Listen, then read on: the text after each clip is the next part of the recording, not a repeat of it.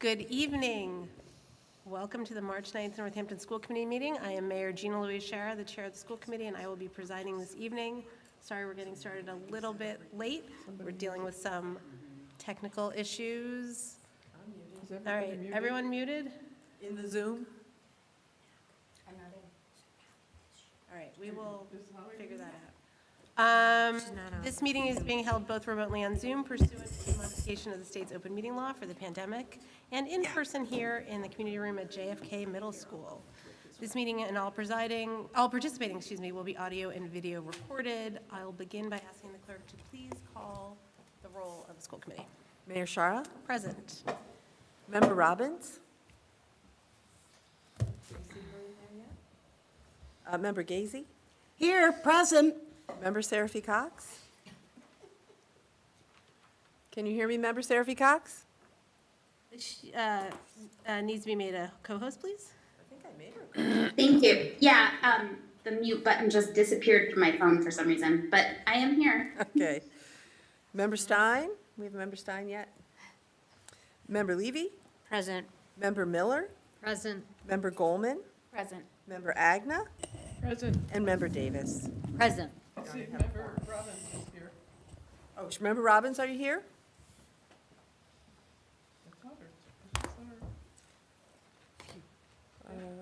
Member Robbins? I see her.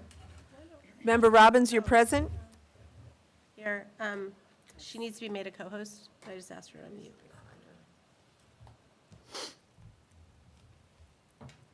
Member Robbins? Member Robbins? She's here and she unmuted, but maybe she's having trouble for a sec.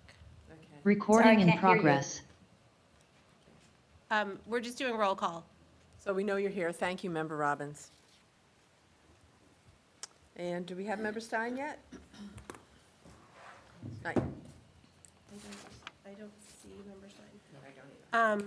So the following members are participating remotely. That's Member Robbins and Member Seraphy Cox at the moment. That's everybody, yes? Member Stein is not joined yet. Okay, welcome everyone. Thank you for being here. First up on our agenda is public comment. And we're taking public comment in person and over Zoom. I have a sign-up sheet for public comment here in the room. And for those on Zoom, if you wish to make a comment, please use the raised hand feature in the bottom menu bar under reactions. If you're calling by phone, you can raise your hand by hitting *9. Before you begin, please state your name and your city or town for the public record. I will set a 3-minute timer to ensure everyone has an equal opportunity to speak. We have a long meeting, so brevity is always appreciated, and you feel obligated to use all 3 minutes. For those on Zoom, I ask that all but the school committee turn off your video until called upon, because only the person recognized has the floor. There is one name on the sign-up sheet here, and I will call Diana Ramsden, please.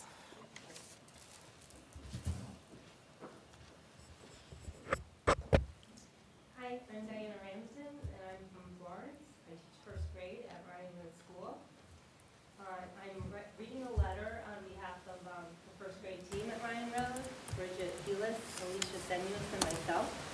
So we're the first grade team at Ryan Road, and we're writing to express our significant concerns regarding the budget cut for first grade ESPs.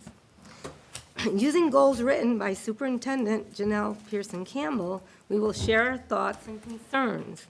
Goal 1, ensuring each school building has a robust continuum of services and interventions to make sure all learners are supported. Oh, sorry, I'm so sorry. Could you pause for 1 second? I was worried about this. I'm not sure that you can be heard, and I was going to text Member Seraphy Cox. I mean, I can hear the noise, but there's a lot of distortion, so I'm having a very difficult time understanding the words. Okay, we're going to do a test, Member Seraphy Cox, real quick, okay? Okay. Let's start over. Let me just see if, first of all, I'm not sure. Do you hear that? Dave, I don't think this mic is on. Dave? So angling it. There has to be a joke in there somewhere. Is this mic on? We're getting it. I can. Oh, thank you, Devin. I turned it on, Yeah. Let us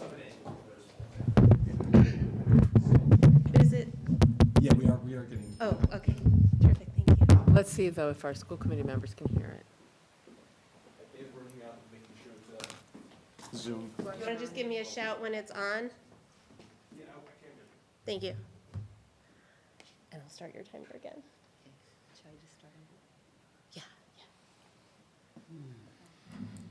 I mean, I can hear what you were just saying, GL. Ah. Can you hear it more now? Or can you hear it the same? Yeah, that's better. Now I can actually understand. Okay. I was not talking in the mic, and you can hear it better. So that definitely means the mic's not on. The other solution is we can just, We could have you speak into one of these mics. Yeah, she could go over to the student representative Yeah. and have a seat. Yeah, come join us. The podium should be fine now. It was just the level going to Zoom. It's not an issue with that microphone. Member Seraphy Cox, do you hear that well? Yeah, I mean, it's like, I think the level was too high before. And Okay. So now you hear it well? what? Nope. I'm going to take that as a no. I said you hear it well. Why don't we invite you to come sit over here at this mic and, do you hear this well? I mean, again, I can hear all the sounds. It's just there's so much distortion. I'm so sorry. No, we want to make sure people can hear it. Can you hear me now? Dave, we're still having distortion for the people on Zoom. Yeah, the same issue when member Gazy was speaking as well. Okay. And if I'm speaking right now, you still hear that distortion? I mean, it's not as bad with you, but yeah.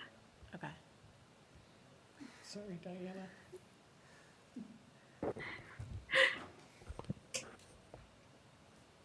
I was shouting because I didn't know that my mic was on. So, Diana, would it be okay, so there's one hand raised on Zoom. If we go to that comment, hopefully we can resolve it. And, okay, so I'm going to go to Ronnie Gold on Zoom, please.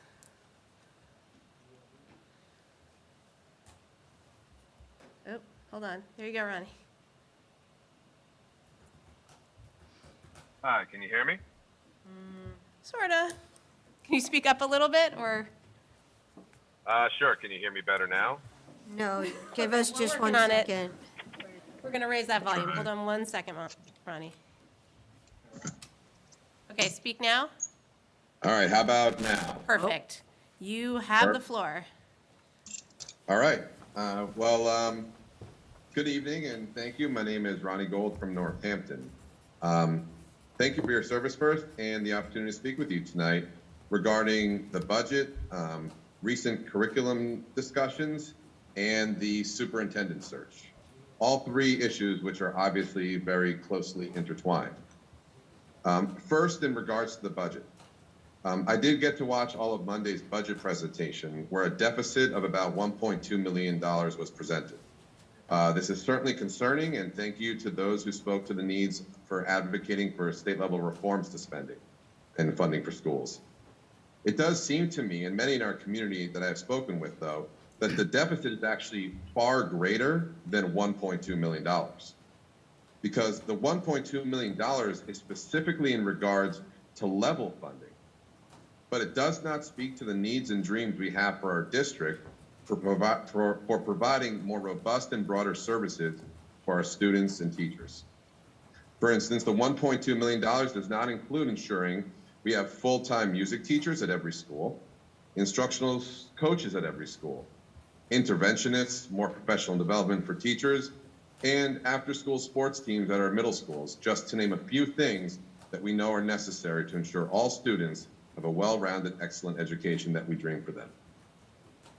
In regards to the curriculum discussion, at Monday's meeting, and certainly a recent big area of discussion has been about the excitement around new reading curriculums designed around the science of reading movement. There are clearly some great new avenues for teaching and learning the science of reading movement has brought about. But I know for those of you on school committee who have also been in the teaching game for many years can speak to, there is nothing new about having a brand new curriculum or approach to teaching and learning. every so many years, we do see this. And it's also important to recognize that there was a science and there is a science of balanced literacy.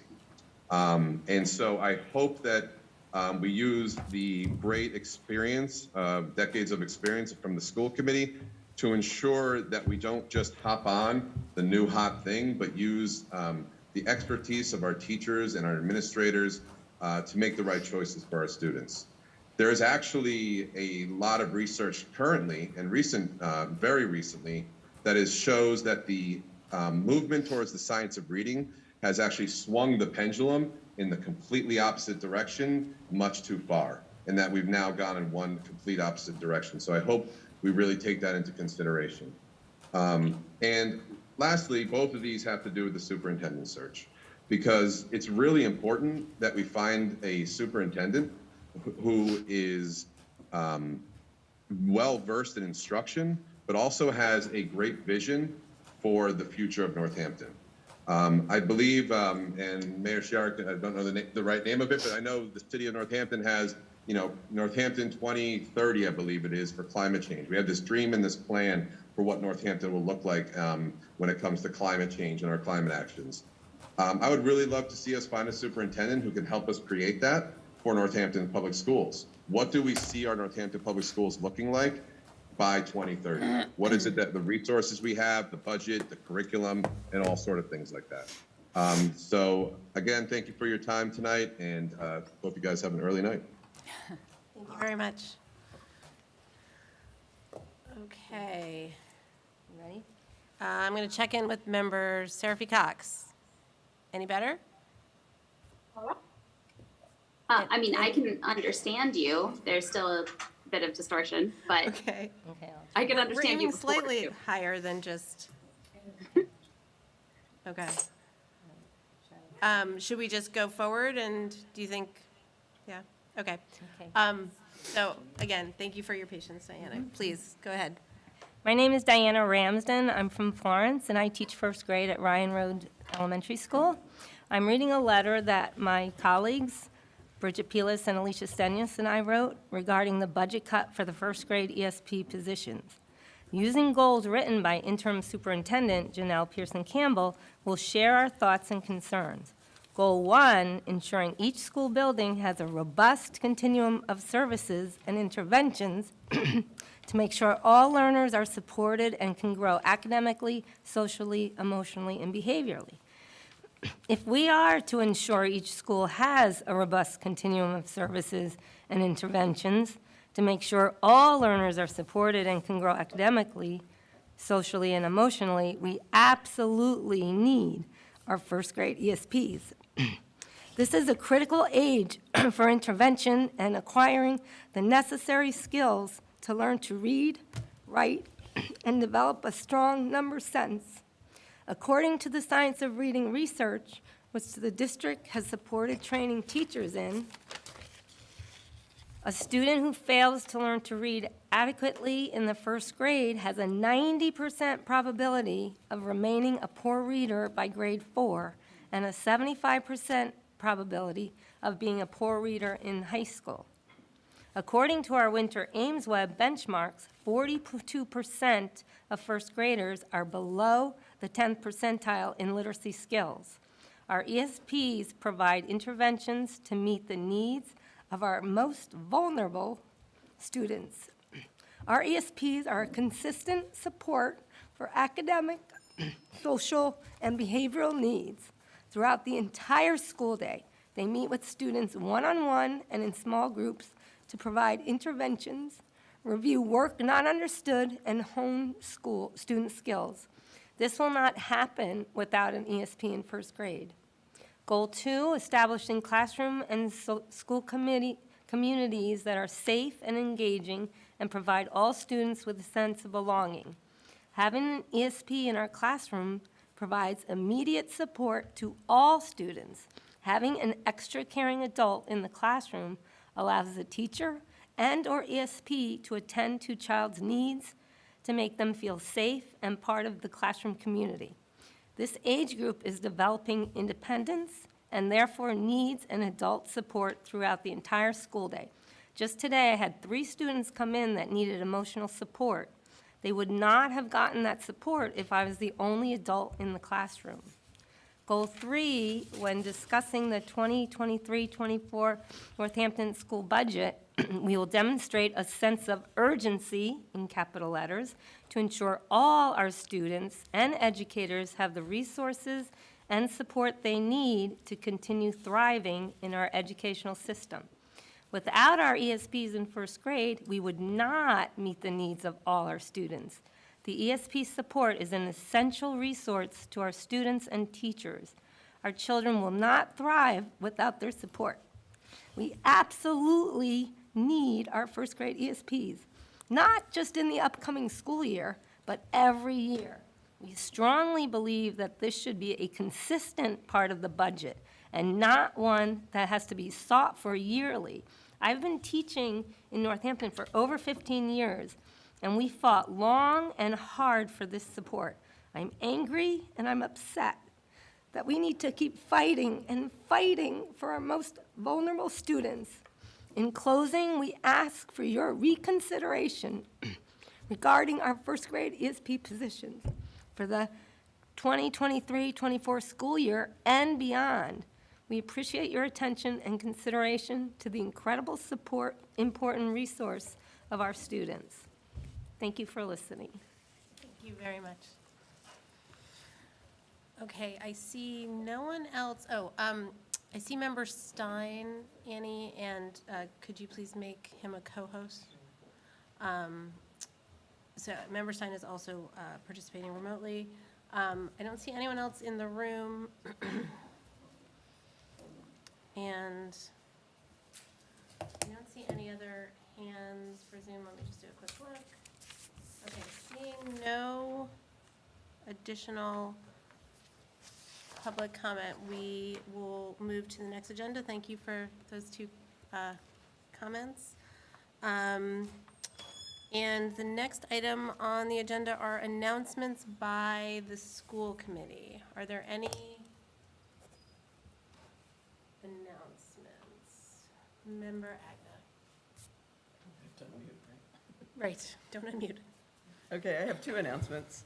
The first one is, with regret, I am announcing, and I think most people know this, that tomorrow is Molly McLaughlin's last day in the district.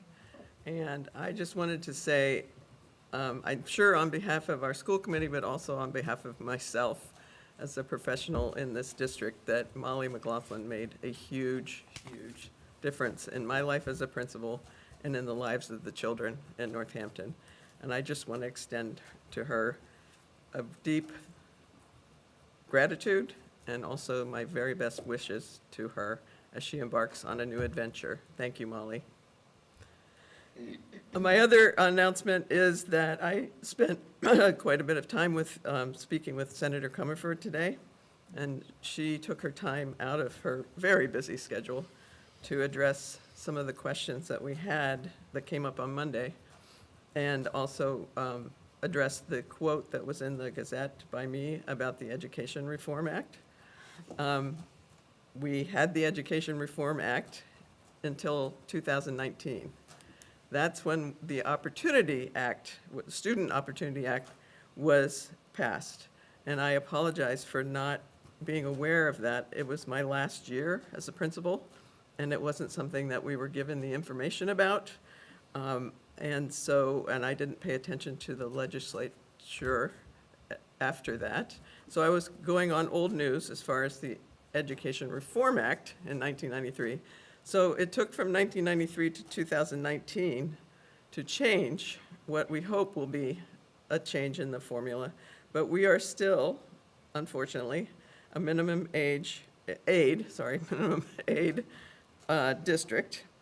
We are stagnant and in declining enrollment at this point. The Student Opportunity Act is in year 3 of a 7-year act. And there is some hope at some point that we might break through and get a better deal around the Chapter 70. But at this point, as long as we have a declining enrollment and as long as we're still in the minimum aid category, It's not likely to happen. So in some ways, the Education Reform Act formula didn't really change for Northampton. And Senator Comerford has been fielding a lot of calls today, or I think her inbox and her email was very full. And I just thank all of our citizens of Northampton who are advocating for Northampton. We'll continue to do that, and I have to say that Senator Comerford has us on her radar, for sure. And we just want to give her lots of thanks for continuing to advocate for Northampton and all the communities that she represents. Thank you. Thank you, Member Agna. Just quickly to add to that, yes, Senator Comerford spent 2 hours today with the Education Committee specifically on Northampton, and then spent over an hour on the phone with me and Member Agna, and then again with me later in the day. So we thank her and our state rep for all of their advocacy on our behalf. Let's see, I have an announcement, but Member Seraphy Cox, do you have one as well? I have an announcement and then an ask as a part of that announcement. My announcement is that one of the folks who is on our agenda, it is her birthday this evening. And so my ask is I'm wondering if we can move her report up higher in the agenda. It's for the exit committee. I forget. Thank you. For a fellow Pisces, anything, of course. Yes. And is that it for you? That was it. And of course, happy birthday, Ms. Patel.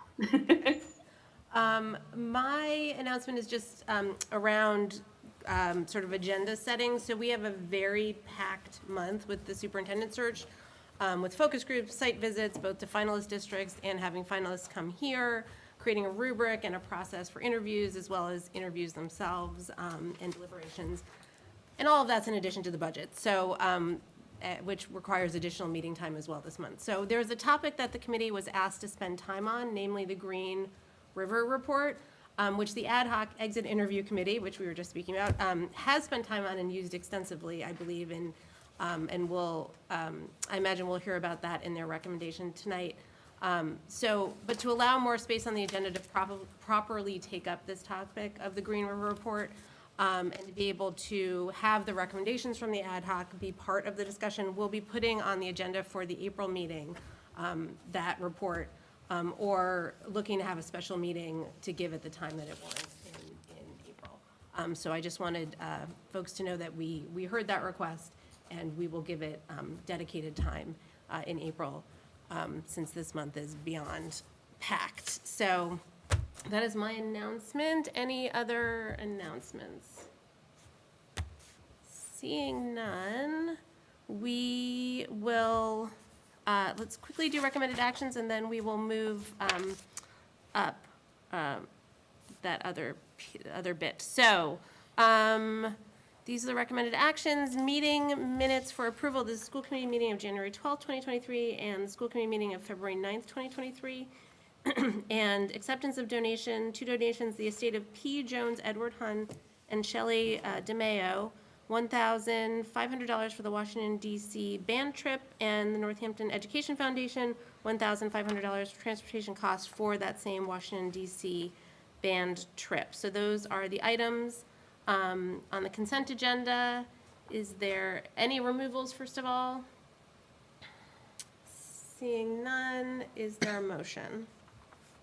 So moved. Motion's been made by Member Levy, Member Seraphy Cox. It has seconded it. No discussion, so roll call, please. Annie? Member Robbins. Member Robbins?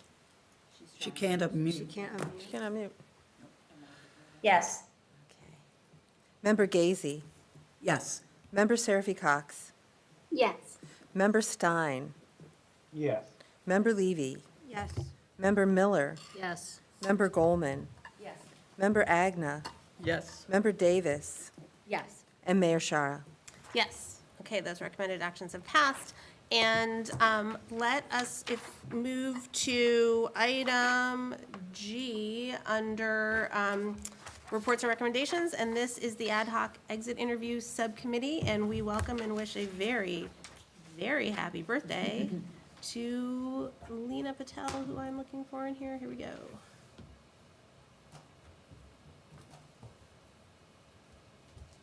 Lena, you should be able to unmute.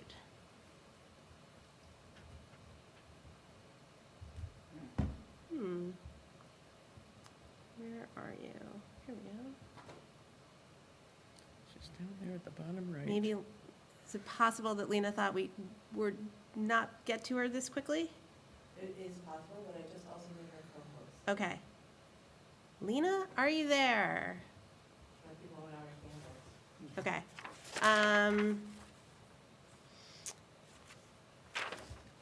Still not unmuting, so I'm trying to find, these all are potentially lengthy. Let's move to rules and policy, the report on rules and policy, and we can break it into chunks if we need to, if it looks like Lena is around. So, Member Gazy, do you have the I do. comments on first reading? Seeing where we were. So the KDD, we have referred for a first reading. Do you want me to put that on my screen and share it by any chance or not? Sure, if Let's see if I know how to do that. easy. Share screen. Where's share screen? Okay. Host disabled participant screen sharing. Maybe I'm not a host. Oh, Lena's here? Lena's here? It is here? Wait, oh, hold on. I see her thing, but She was here before, though. Lena, are you here?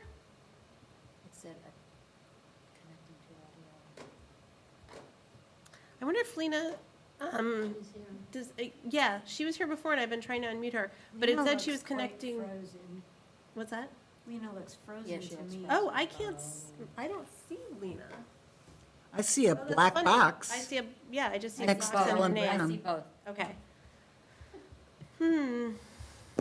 I think there's actually two of her in the Zoom, and I got a message saying that her connection is bad, so I'm wondering, yeah, if she's having she had like logged out and was trying to log back in, so. Okay. Maybe, well, I'm asking both to, I see this one's trying to. Holly, are you having trouble? Well, I see Lena's sort of coming in again. Oh, sorry. Lena? Hello? Hello, Oh. happy birthday. Hi. I'm so sorry about that. I'm zooming from my phone now. I hope that the connection is a little better. That seems to be working. Welcome. Thank you so much, and thank you for the birthday wishes. You're welcome. Is it okay for me to begin the report? Absolutely, please do. Okay, great. So my name is Lena Patel. I teach 5th grade at Ryan Road, and I'm chair of the ad hoc subcommittee on exit interviews. We just met Monday, and it was our last sort of scheduled meeting that we had set when we first set up all of our meeting dates. So there are some more formal recommendations included in the document I submitted for today's meeting, but we are hoping to continue meeting as a group.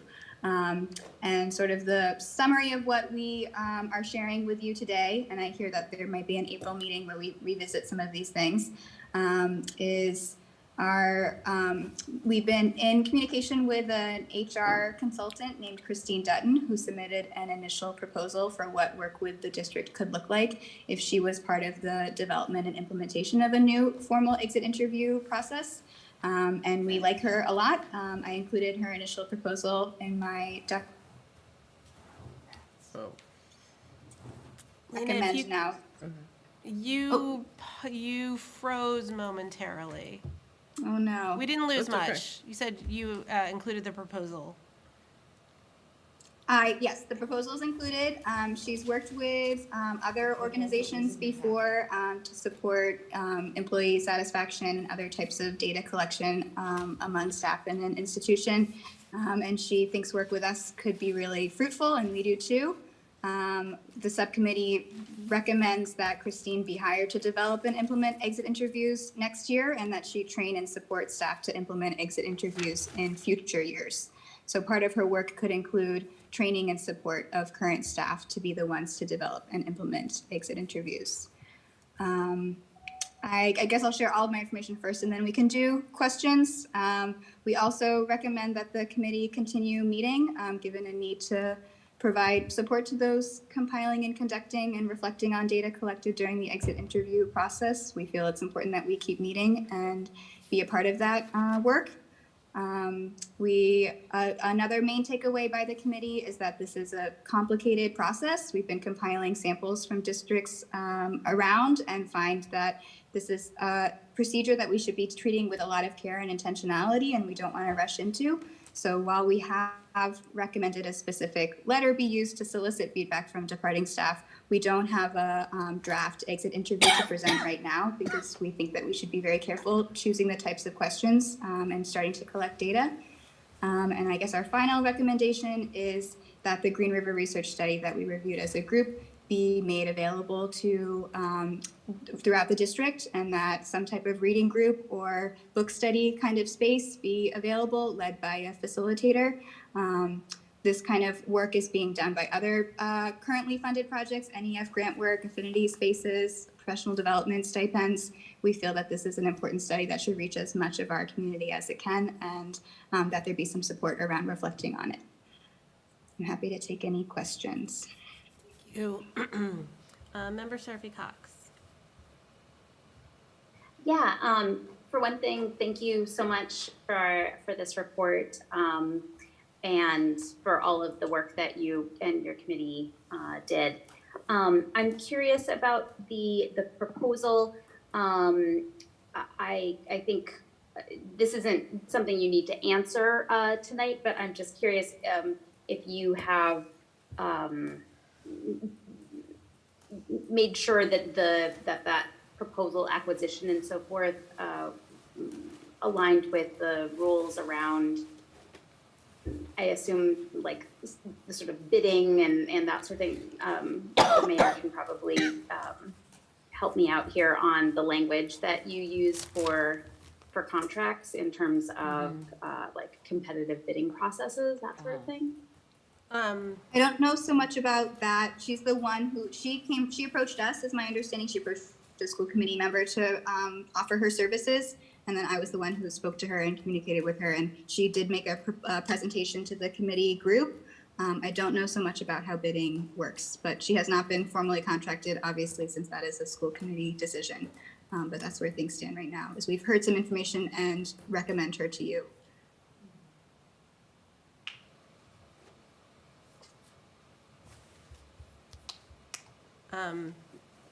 You all set, Member Seraphy Cox? Looks like you muted, yeah. Yeah, I mean, I think that that would just be a consideration that we would need to take into account, you know, whenever we're making a decision about it. And Bobby, I don't know if you could answer that, whether that would need to go out to bid or not.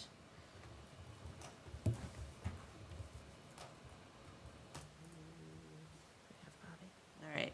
Well, Bobby's pondering that if she is. Oh. There she is. Hi, Bobby. Hey. Sorry.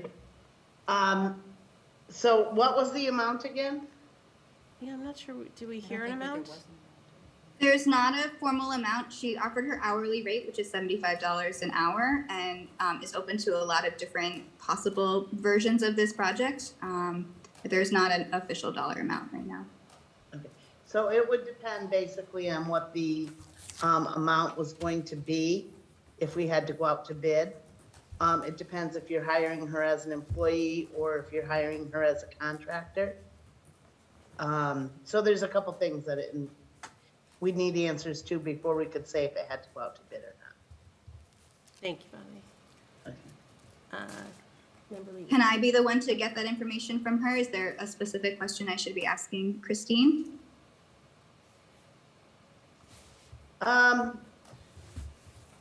I guess, yeah, is it gonna be, so the hourly rate, how many hours did she anticipate? And what she thought that the total may be, Okay, then we can work from that. okay. I can get So- that information. If she has other contracts, then it might be called the scope of service, which would sort of lay out what, what the rate would be, how many hours, what the contract would be for. Thank you. Member Levy. Thank you so much for your work and to the committee for your work. And I really appreciate all these different recommendations. The one that especially strikes me that I really am in favor of is the ongoing advisory committee to ensure that there is feedback and communication in an ongoing way coming to the school committee. I think one of the things that is especially important isn't just that we're conducting exit interviews, but that we're acting on the information we're receiving from them.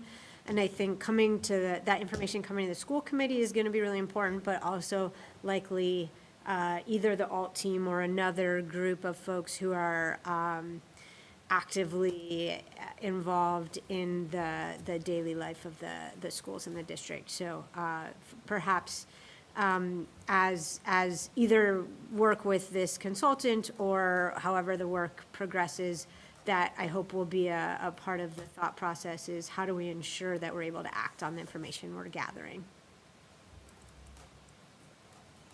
It's great to hear. I'm looking forward to continue work with this group.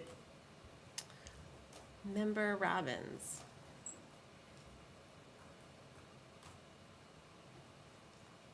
Can't unmute. Yeah, Okay. I just I don't know unmuted. why that's not working.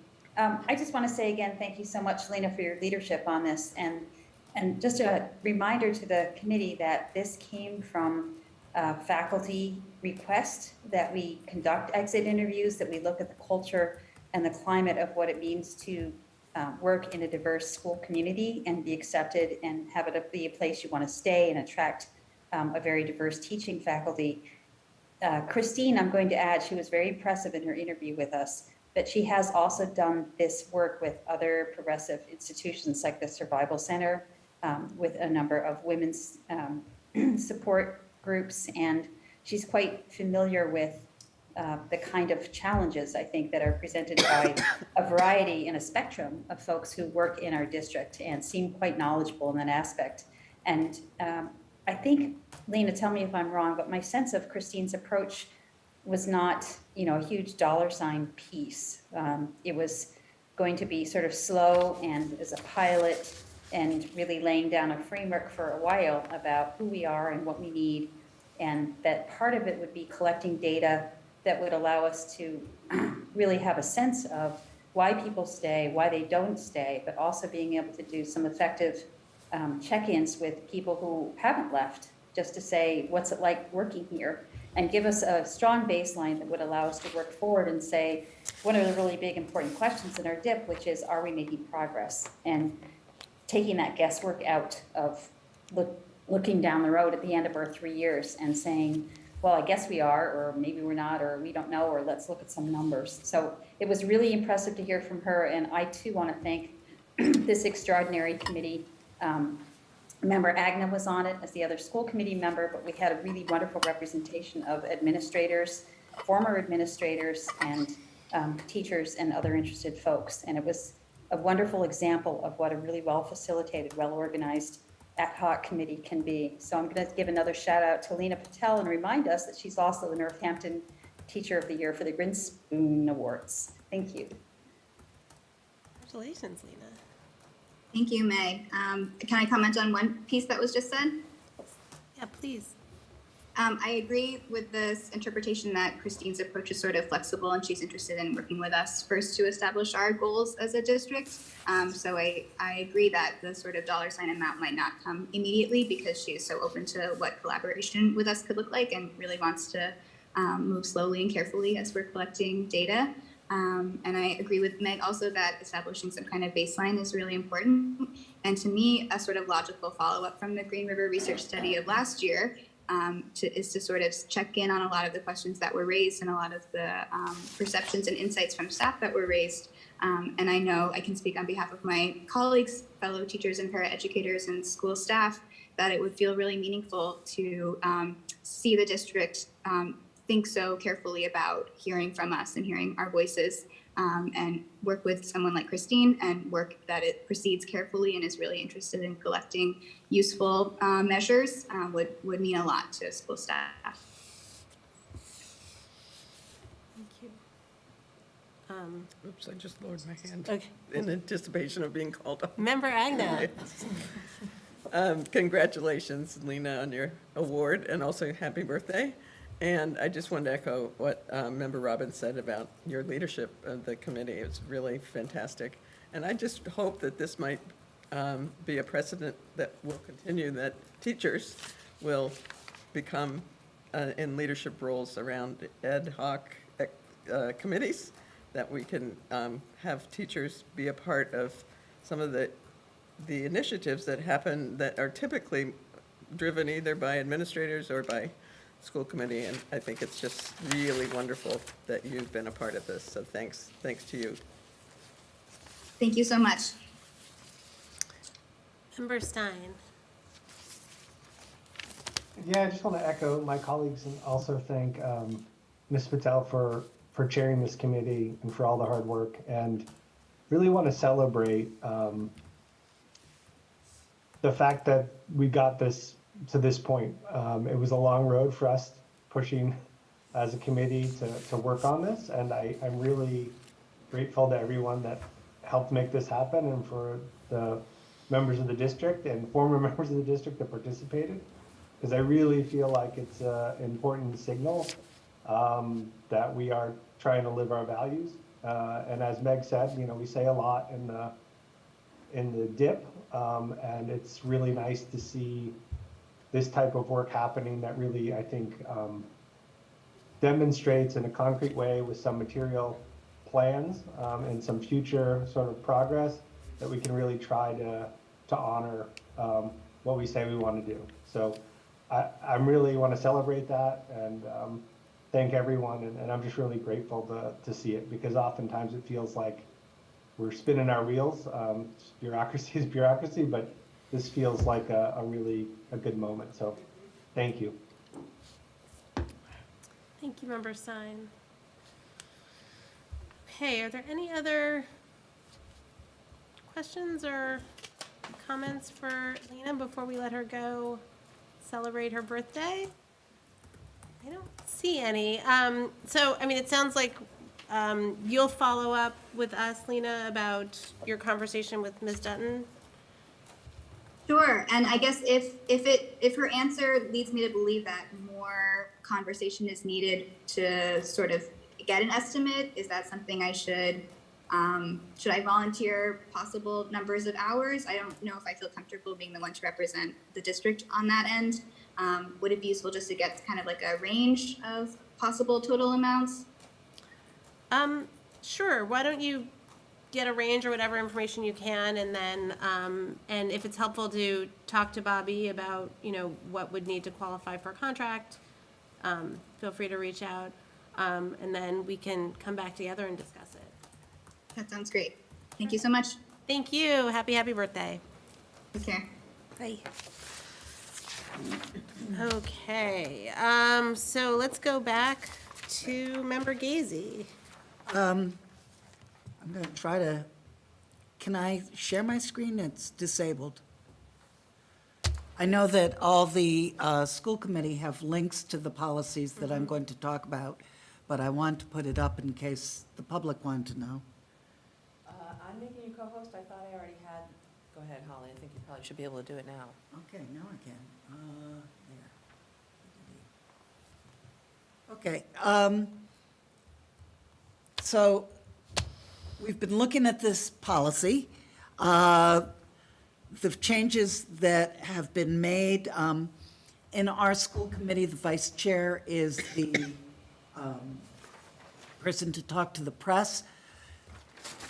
We have sort of an unusual situation in that the mayor is the chair of our thing, so I don't know if we want to, the question was, do we want to have both the mayor and the vice chair be press speakers, or the mayor also being city council and stuff? Would you prefer just that the vice chair? I'm not actually on the city council at all, but Oh, yeah. So, would you like, do we want the chair as well to be able to speak to the press, or just limit it to the vice chair? That's one question. Another one is, we've been waiting to get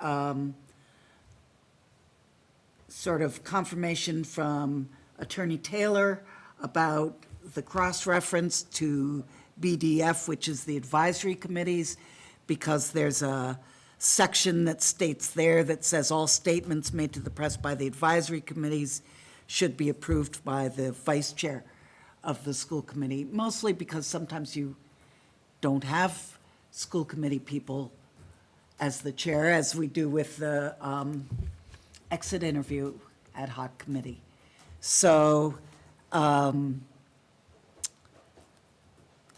we're thinking we probably need a BDF reference.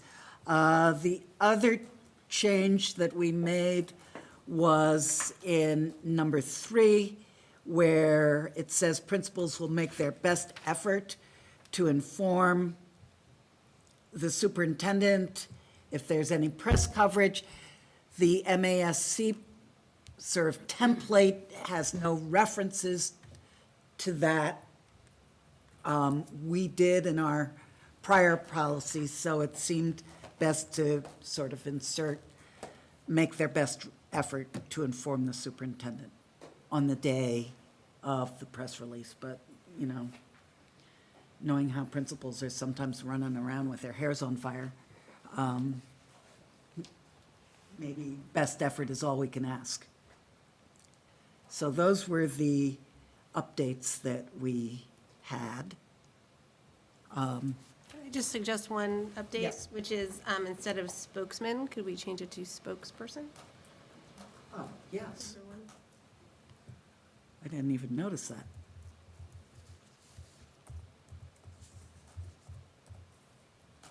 For the committee. And is there any comment on the vice chair versus chair thingy-dingy? Member Stein. I mean, I think having the vice chair makes the most sense because it's the elected member from the body, right? Just structurally, the way we're set up, where the chair is, because the person's the mayor, right? Like the vice chair seems like the logical choice because they're a representative of the body that the body's chosen to fill that role. So I think that makes sense. I did have a question though, and it's probably because I don't understand enough about the details here, but it's about number 1 and number 2, right? So the first one says the school committee vice chair will be the official spokesperson for the committee, except as this duty is delegated to superintendent.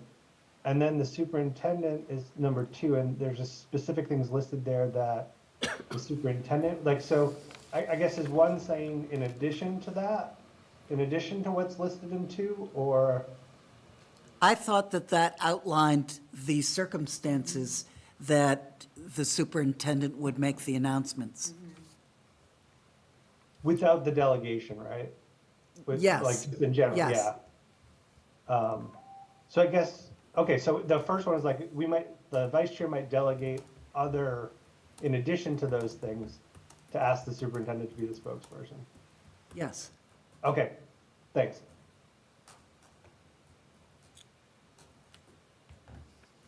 So that's it for, do I have to get a motion on moving it, taking it back to rules and policy to finish up on? No, it just everything? goes back to Okay, our second reading. so moving on to ACAC,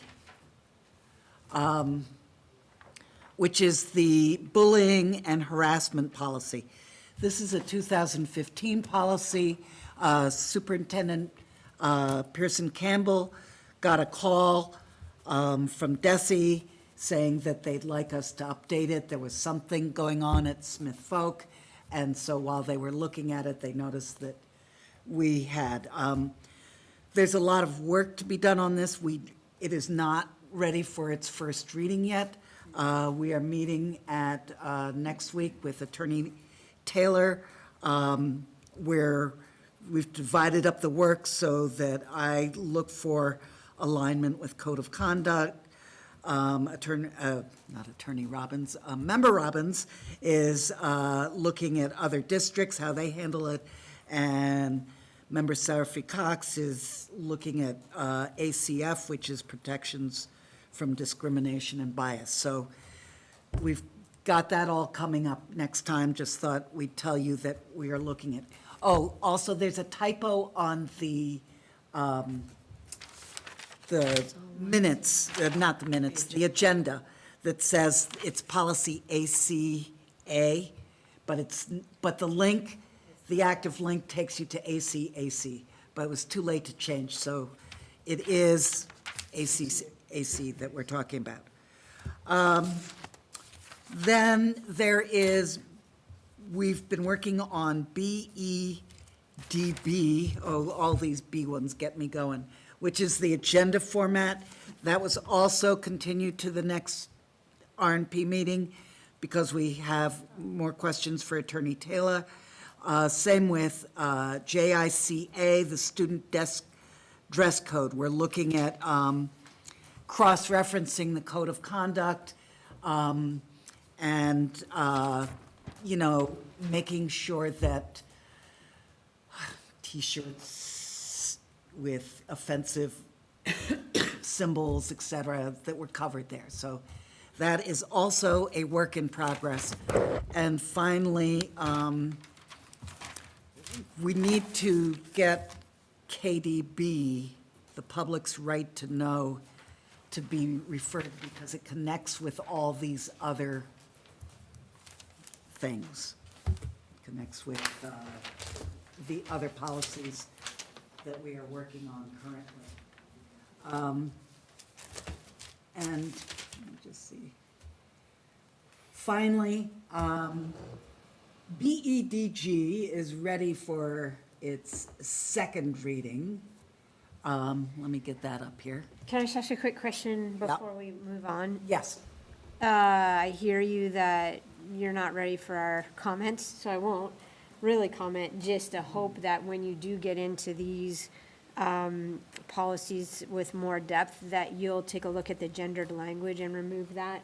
Yes, we noticed that a lot of the definitions of things were old and. Yeah, I was just looking at the student dress code that talks about his, her. So just keeping your eye out for that would be helpful. Look at gendered, thank you very much. That was one of, it's an older policy and there's just a lot of stuff that needs updating. We started getting into it and it was like, oh. Thank you. Member Stein, is that, I missed your hand, sorry. Is it to the current one or, go ahead.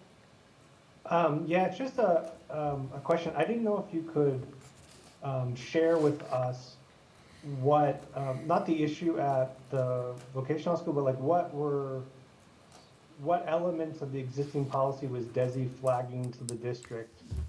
I don't know. And it was brought up to Superintendent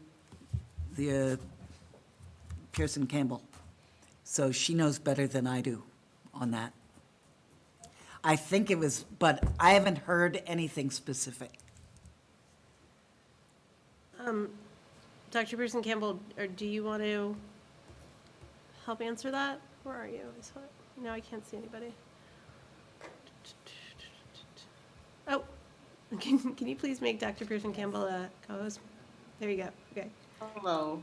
So the Department of Ed called because of the date of 2015. They wanted us to review it just to make sure that it was up to date to our policy. So they just called us just to be as a courtesy call. And they said the reason why that she reviewed it was the 2015 and wanted us to review it. And I just said to her, thank you very much, and that we will review it. So it was just the date of 2015. Great, thanks. And finally, we have BEDG, the minutes, which are been hashed over back and forth, and I think are ready for their second reading and vote. And Member Robbins, I know, has something about the video recording, so maybe you could speak to that. Great.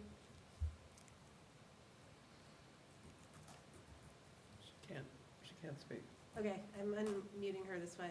It's weird that it's not. Okay, thank you. I don't know why it keeps not letting me unmute. Yeah, It you're a keeps- co-host, so I don't know why, but Yeah, it's just weird. Just keep it I like have been in conversation with the Attorney General's office on the open meeting law and how it applies to minutes, and I think I would actually request that this come back to our committee so I can share that before it comes before the whole committee, if that's possible.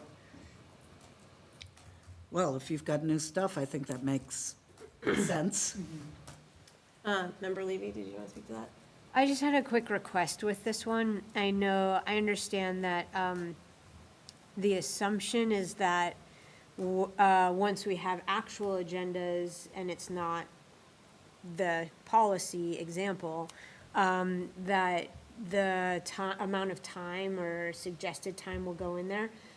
My suggestion is that, so that not be assumed, but so that become an actual practice, that a regular practice, that in the actual policy, that there be something that in parentheses suggested time for each of these. I know that gets repetitive, but am I in the wrong line? Well, let me make sure I understand you.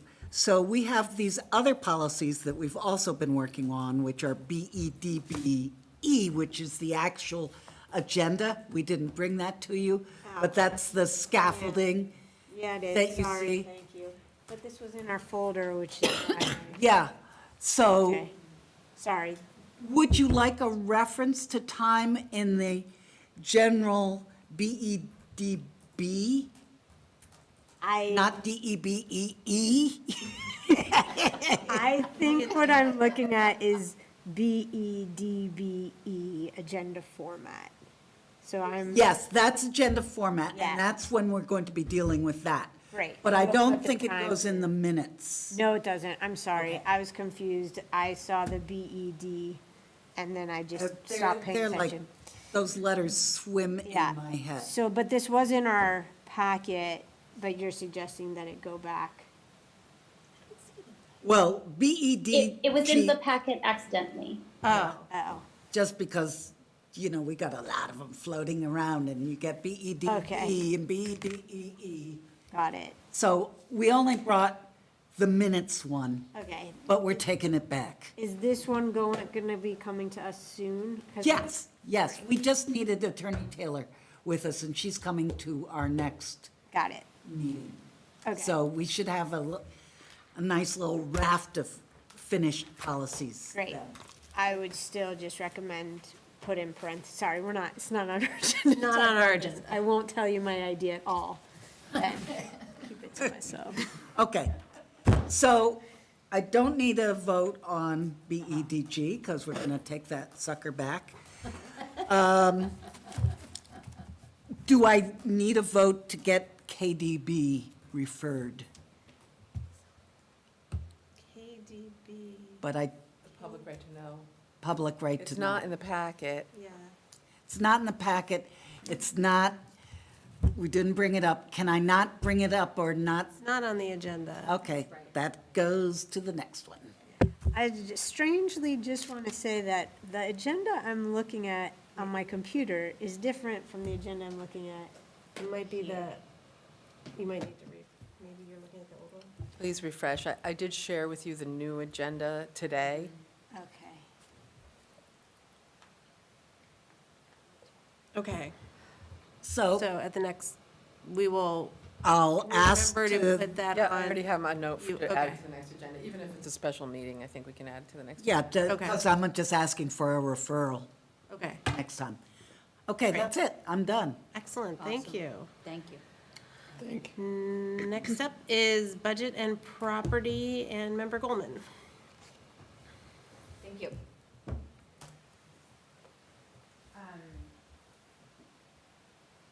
Oh, can you, Stop Member, sharing. yeah, Member Gazy, can you stop sharing? Oh, I didn't even know. Let me try somehow to do that. I would help you. if- Yeah. I can't find the little, Should be right at the top where it says stop share. oh, yeah, thank you. Excellent. Member Levy, is your hand still up, or? Okay. No, All no. right. Member Goldman. I actually don't have much because we just had a budget meeting and then pretty soon we'll have another budget meeting, so we'll talk about most of the budget then. It says update on student services budget. I just want to call your attention to the email from Director Dixon with the updates and comments from our last meeting. That's important information to review to prepare for our next meeting. I just wanted to make sure to highlight that.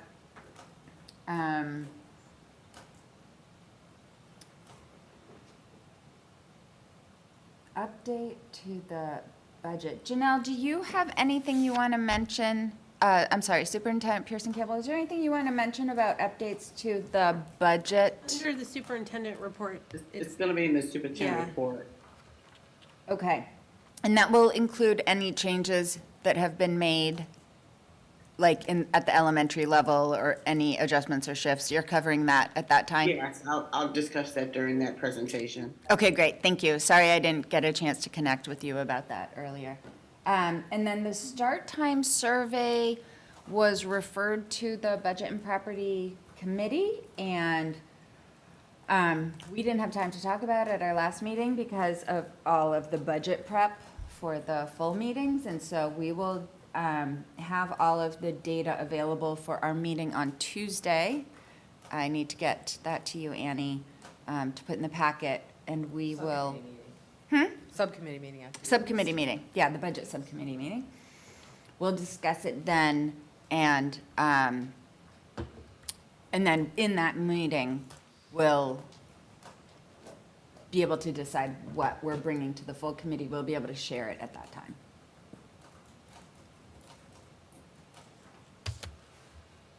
Thank you. Thank you. Okay, we can move down to J and the Business Administrator Financial Report. And Bobby.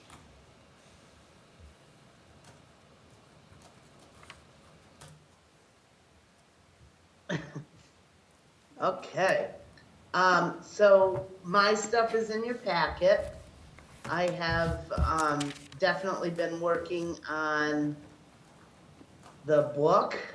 It's definitely different, and I will have it ready by tomorrow afternoon. It probably won't have absolutely everything in it that was last year, but I'm just starting my 6th month here, so I'm just getting everything together. So that's really all I have at this point. That's what I've been working on for the last few days.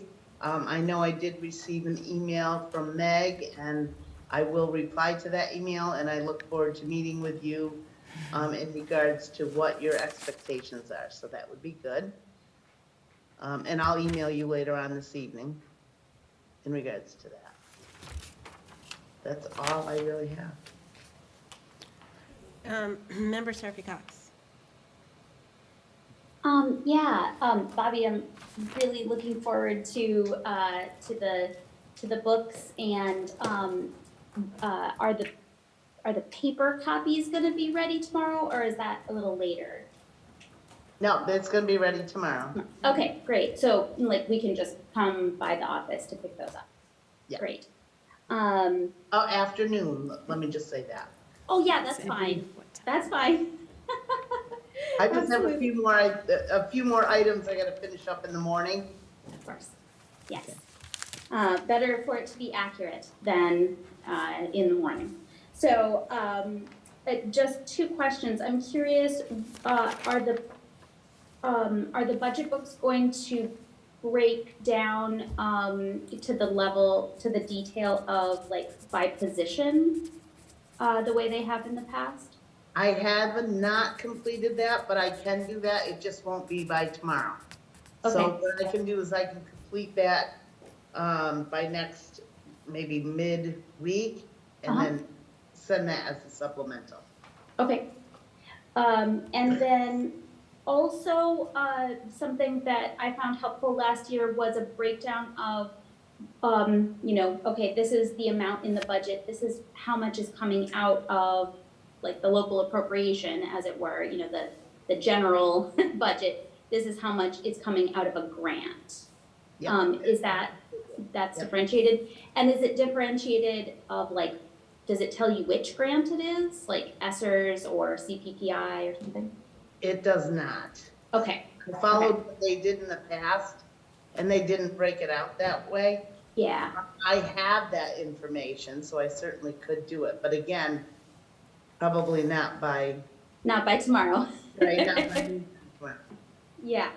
I mean, obviously with the CPPI grant, it's a little bit easier to understand what, things are included in that as opposed to ESSERS or something like that. But, yeah, I mean, at some point it would be really helpful to see the breakdown by grant. I mean, it doesn't have to be every grant, but the big ones, I think, would be really helpful. Oops. Oh, Bobby, you're not muted, but we can't. But we can't hear you. Hold on. I'm going to try here. Now unmute and see if that works. Okay, can you hear me? Yeah. Yeah. That was weird. Yeah, so now I forgot where I was. Not every single grant, but the big ones. Right, so basically what I did is I used what we are using the grants for in like salaries or tuition or anything like that. It doesn't account necessarily for every piece of every grant.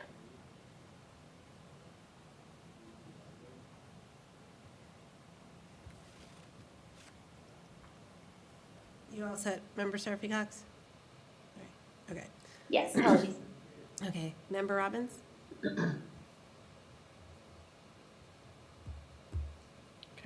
Oh, there you go. Sorry. Thanks. And just quickly, Bobby, thank you. I know how much work this is. I don't know how much work this is. I can't even begin to imagine how much work this is. I don't know what kind of software we use in your department that allows you to search and sort of download and reorder. I think I did ask you, and I wonder if the committee might want to think about this as well, that we have had the big book in the past that has lots and lots and lots of stuff in it, but maybe thinking forward, and I know Dr. Pearson Campbell talked about a 5-year projection, which I'm not seeing in the data thus far presented, and is very helpful. And I wonder if there might be an accord between how we do our budget books or our budgets with how the city does it. Because the city does it very visually and very approachable by department, and it's made so that our constituents can understand it as well as we do, and not that we're understanding it extraordinarily well, but we're making a real effort to do that, and having it be something that people who really do want to take a closer look can figure it out without knowing. For example, and I'm going to also mention that I think legally, when there's something in our folder that's not available to the public, I'm not sure whether this is, we have to say it publicly. So if there are warrants that you're letting us know about, or if you're giving us an overview of what you're sharing, I think we have to do that verbally as well as in the packets that go to school committee members. And I'm just thinking through the lens of our transparency and our ability to have all of us understand what we're talking about, how we've allocated resources, what we have coming in, and not put you guys in a place of having to really unpack it, disaggregate it, and explain it in the future. And putting that idea out there. Could somebody clarify for me about whether or not we do have to have the business director's report verbally shared? I know Nick did in the past. To have the entire contents of it, like, read into the record, do you mean? Oops, she's lost again. Who? Meg. Oh, hold on. He gave us an overview, he gave us a presentation every month and an overview and sort of ran down, letting us look at it. I don't think it took a long time, but it was very informative. And I have had constituents say that they're missing that piece of that presentation. So are you referring to like the budget, the actual year-to-date? Whatever it is that you present to us in our packet that you think that we should be aware of, that informs us, particularly about what we've spent, that would be the warrants. I know what you've shared with us has warrant information, but there are also codes attached to it that I for one, don't understand what codes they are connected with. And trying to keep track of the in and out of that, you do put it in the year-to-date piece eventually, but it would be nice to know month by month what each of those have been allocated to. And I think legally that we need to do that. So maybe our parliamentarian can share that a little bit more clearly. Okay, well, I am happy to do whatever. Let's plan on meeting so that we can make sure we're both on the same page and we can go from there.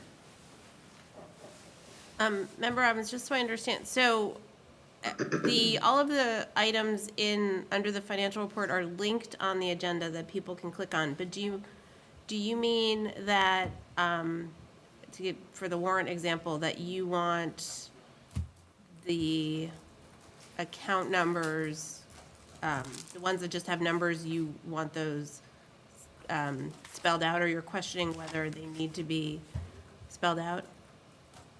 I think that the more we make that information accessible to both the committee and to the public, the better we understand what we're doing. And yes, I think having it spelled out would be very helpful. And even having the links that go into what the public gets. I did appreciate Nick's brief overview of that each month. And I know that that's an extra burden on Bobby to have to provide, but I think, it was past practice and now it's not happening, so there have been questions about why we're not putting it out there. And I see what you're saying about some of the account names, instead of having names, just have the number, which doesn't tell us what those accounts are for. Yeah, thanks. And I'm sure there is past practice that has happened that I'm not aware of, so I'm happy to make it right and do it, but, we have to have a conversation to get that. Okay, thank you for that willingness, Bobby. I'm also curious what Cammie's, Cammie was with us for a while and sort of you want to talk about someone who understood the books, like she just ran the Northampton for so long. So if we're looking at past practices, that might also be a place to look and just check and see how she was, announcing stuff. Okay. Member Levy. One of the things I found especially helpful last year was the insertion of a summary page that listed all of the new spending as well as all of the cuts side by side. I don't know if there is going to be any new spending this year, but if there is, that would be especially helpful as well. That was a new addition last year. Okay, I will look into that and see what I can do. Thank you. Member Stein. Hi, Bobby. I hate to ask you this. I'm gonna throw it out there, and then if it's not possible before the next budget and property meeting, that's, I know we'll get to it. But sort of in my my quest to figure out the drivers of the fiscal cliff, I'm hoping we could, in the memo that Josh shared from Pam Plummer, was helpful in identifying some of those 35 positions. But if we can figure out the remainder, that would be super helpful. If we could do that like for next Tuesday, that's great, but if not, we're gonna have many budget conversations, that's okay too. The other thing I was hoping,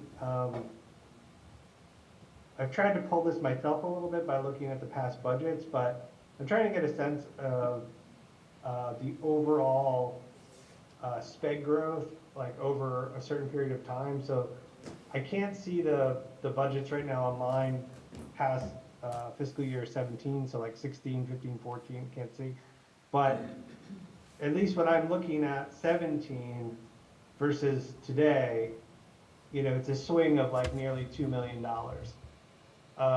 You know, when you look across those lines, and that's like annual, right? So I'm trying to understand like what the growth has been over time and like how much of that is FTE, how much of that is other things, you know? So like, as I'm coming to understand it more, that has sort of been the driver of the fiscal cliff. And so I want to get a little more granularity around like, well, what did we actually spend money on? How much did it increase year over year? How did we create the hole? So like, it's sort of like two questions related. So if we kind of see from FY15 through FY22, what the increase was, you know, like how, you know, that would be great. Yeah, because it's, you know, it's about, just at least on the FTE side, if you take where we were before FY15, it was a 17% staffing increase, which is very large, in a relatively short amount of time. So yeah, I just hoping you can get some of that more granularity we can look at if you have time before Tuesday. Okay, Thanks. thank you. Member Miller. Do I have time? Yeah. At the risk of exposing my level of ignorance around this stuff, what would be great, I think this might also help others in the public, but what would really be helpful for me is, I understand how much we have as a deficit. What I want to know is, with every proposed cut, with every position or suggested cut we make, what does each one of those things save us? And because I think one of our jobs is to sort of decide and think about whether we agree with some of those cuts or not, and what we think should be cut and what we think shouldn't be cut. So it just would help me a lot to know what each of those proposed cuts might save us. So I don't know if that's possible, and that may be very simplistic, but that's just my question. So, in looking at each of the, and I think they might change a little bit, but in looking at the presentation that was done earlier, if you clicked on the links of each of the schools, that should show those cuts were and how much.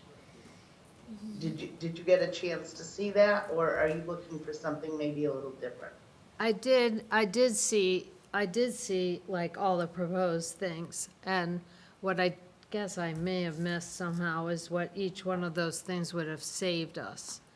And in terms of dollars. And if I could just jump on, I would say that I can click on all those things, but it would be really helpful to see all of that side, like right next to each other. Exactly. Like, here are the cuts, and here's how much each of those cuts will save us. And again, that's sort of part of what I was asking for, of that summary sheet, of here are all the things we're spending, and here's what they cost, here are all the cuts, and here's what they're saving. That's exactly what I meant, side by side. Okay, great. I'll work on that. Thank you, Bobby. Any other questions for Bobby? No? Okay. Thank you, Bobby. And that brings us to the superintendent's report. Dr. Pearson Campbell. Well, Hello, everyone. I just want to begin in October and November. I want to acknowledge my principals and directors.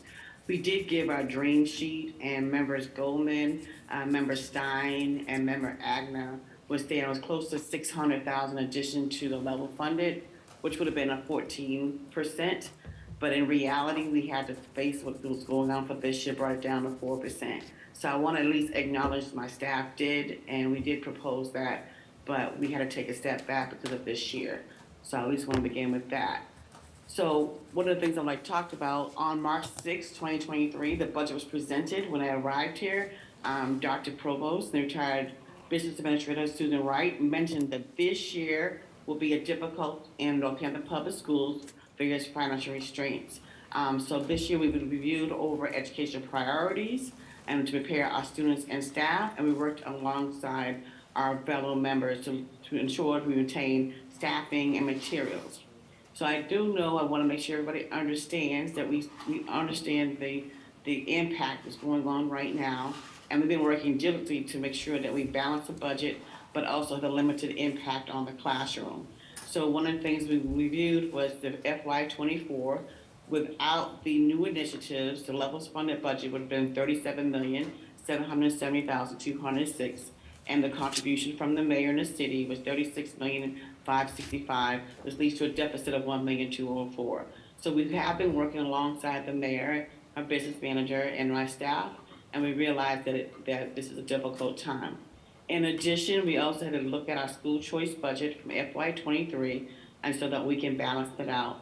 One of the things that we have done is we have placed a spending freeze across the district to reduce the school choice deficit. So that's about our budget. We have been working with building principals since the last budget meeting on Monday to update, to really review how can we continue to balance the budget. So we have set meetings with myself, Bobby, and the building administrators to review what's going on in the future. So that comes next week so that we can update the presentations as we go. In addition, next week, for our anti-racism policy and implementation plan, Kit Sabo will be coming to our ALT team to really have discussion about restorative practice. And so that throughout next year, you'll have a plan in place or working on a plan, so collaboration of students, educators, and administrators. I know on the agenda we talk about the shack, but I also included the numbers regarding our positive COVID in our school. They has reduced. And in February, we had 58 students testing positive, and in absences, it's 2,067 for students and 1,000 for staffs. In January, we had a total of 111 students tested for COVID, and then we went down for absences. So we just want to provide that for you at this point in time. So I would like to acknowledge my staff that is currently on the Zoom today, that we have really been thoughtful, and we continue reviewing our data to ensure that we have a level funded budget. So I just want to at least begin to acknowledge my staff, because this has been a long process since October, also since I arrived here in July, that I've heard about the budget, and we've been working on that. So I want to at least acknowledge my staff. So thank you very much. Thank you, Dr. Pearson-Campbell. Any questions or comments for Dr. Pearson-Campbell? Oh, Member Levy. Thanks. I don't know if this is a question for you, Dr. Pearson-Campbell, or just for the body to better understand process. As changes get made to the various cuts that are being made, or as principals and administrators are making changes to their plans, how are we being informed of those? Well, number one, tomorrow you receive the budget book. But number two, we will be adding supplements as we go on. But it'll also, for the electronic PowerPoint, it updates automatically. But our goal is, as soon as we update the presentations, we will send you a supplement saying this will be the new changes for that because of the changes as we go along. So tomorrow you receive the budget books, but they will send you an addendum once we change over time. Okay, thank you. And if we have questions about inquiries we're receiving from the public related to the budget, is our next budget meeting the best time to address those or ask about those? We're living and breathing the budget in our office. So if you want to send us a message so that we can prepare for the meeting, so that'll be also helpful. But presently, right now in our office is really budget centered so that we can continue preparing for that. So you can send us an email if you like, or call us, or Zoom call. We're pretty much open. Okay, thanks. Member Robbins. Oh, sorry, I keep forgetting. There you go. Okay, thanks. Just quickly, I have actually heard from a number of constituents with really great suggestions and concerns. And I think overall, and I'm going to be able to sort of synthesize what my message is that I think I've heard from the folks who actually pay the bills to pay faculty, send their kids to school, is that they really, they understand that this is a difficult process. They understand what we're dealing with. They understand that we want to do the best by our children, but that our advice really is to take it very slowly and carefully, not to be in a rush. We know we do have a deadline, but to think about being careful. I think all these questions tonight are really around what do we know and understand about what our spending has been and what our gaps are and what we need to do. What questions do we have about that? What do we need to know and understand? And what options do we have that actually, I think the crux of it is, what options do we have that best meet the goals that we have defined for our district, and how best do we get there? And I really have heard such wonderful contributions about what folks have put into that. And I hope that we can be very present in framing what we do around that, thinking again about kind of like the backwards planning. So what were our goals, and how do we best get there, and what are the challenges that get in the way? And I don't know how to keep that structure forward and present for us in our conversations, but I think it will help us straying off into this direction or that direction, or sort of thinking about what all the individual needs or the desires are that come in there. And I don't know that we've really had that conversation as a group. So I know the superintendent has voiced some of the goals that are in there. I've heard different ones from constituents about what their understandings are. So if we do have this dedicated meeting to talk about the budget, I'm hoping that our facilitators will help us really frame that very productively, so that we're looking at what the conversation is and we're saying, how does this contribute to that understanding and our being able to get there, and how does this actually kind of detract us and take us off the rail with that? And I'm going to big shout out to folks who have contacted us and have taken the time and effort to read what is available and to put their input in. Thank you, Member Robbins. Member Stein.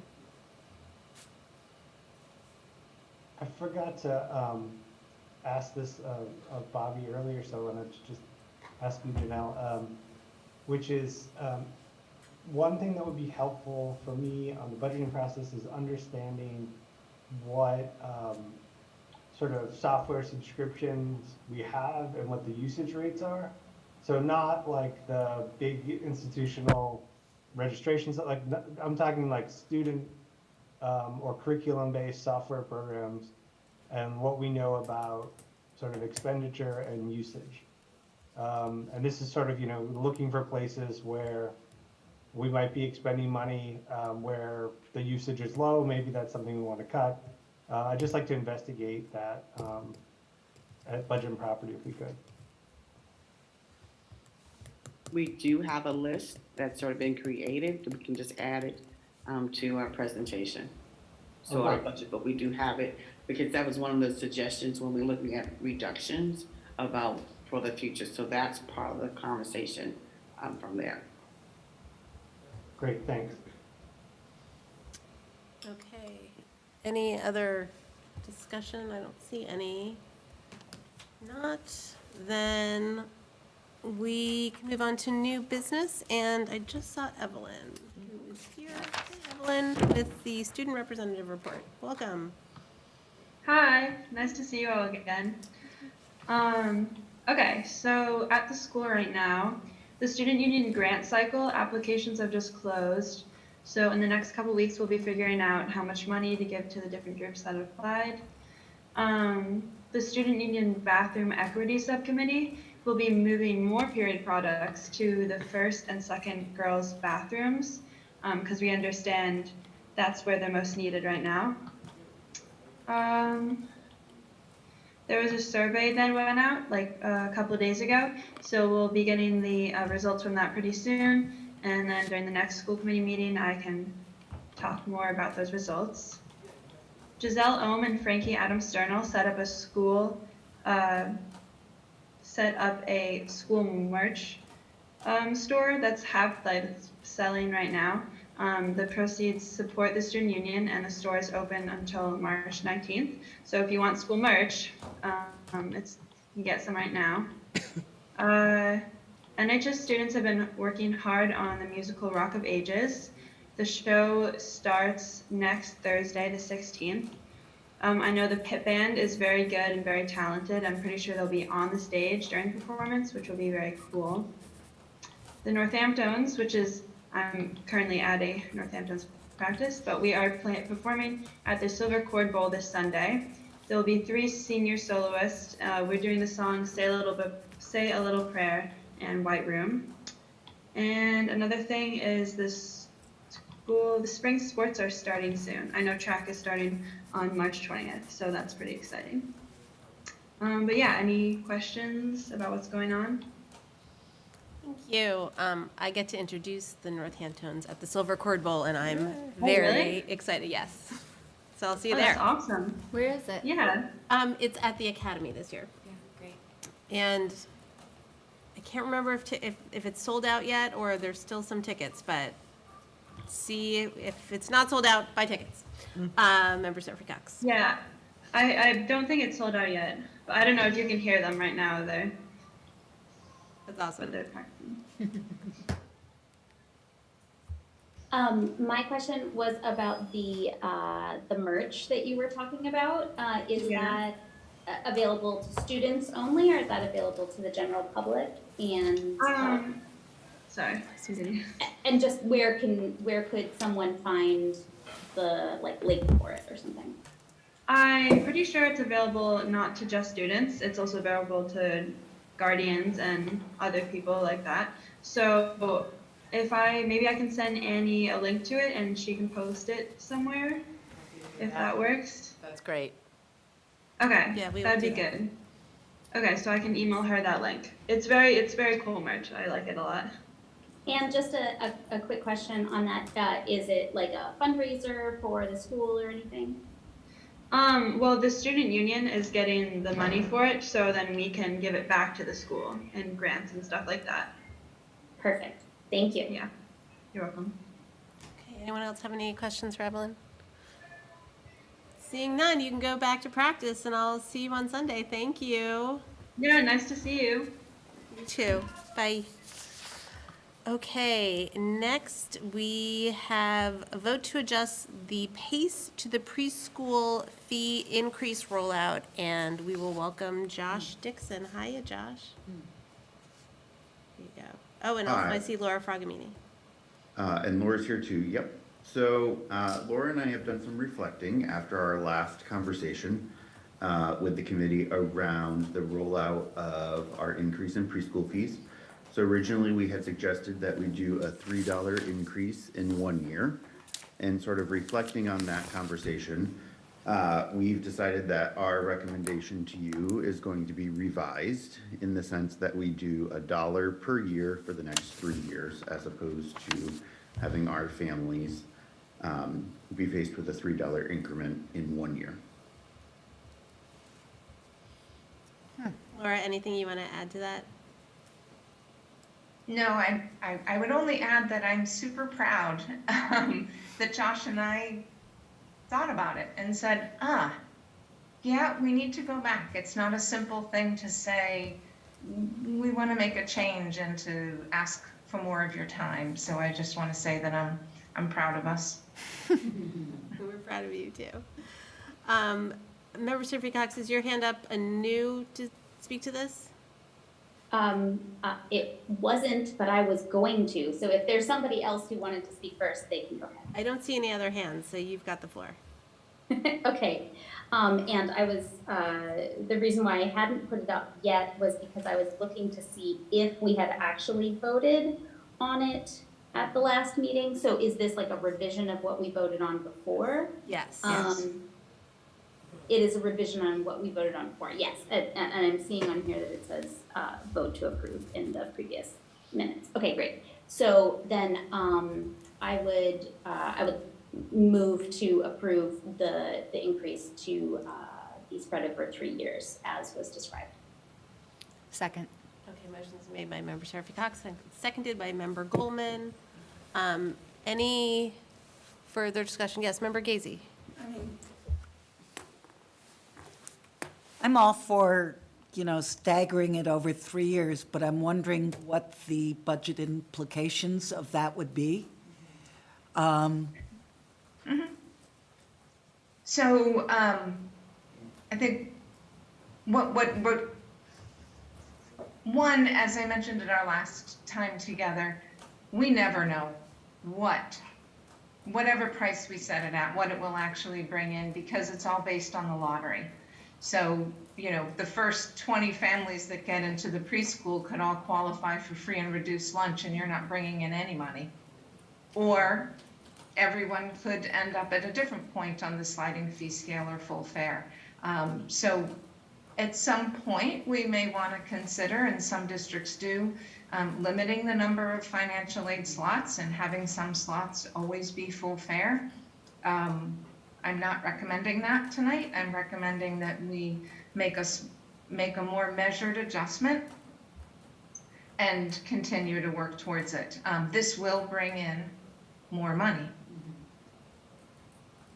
And we need to continue to grow that. But I think, honestly, if we did do the whole increase, we would see a reduction more than doing a measured increase, because it would be so jarring that we'd probably lose more families than we would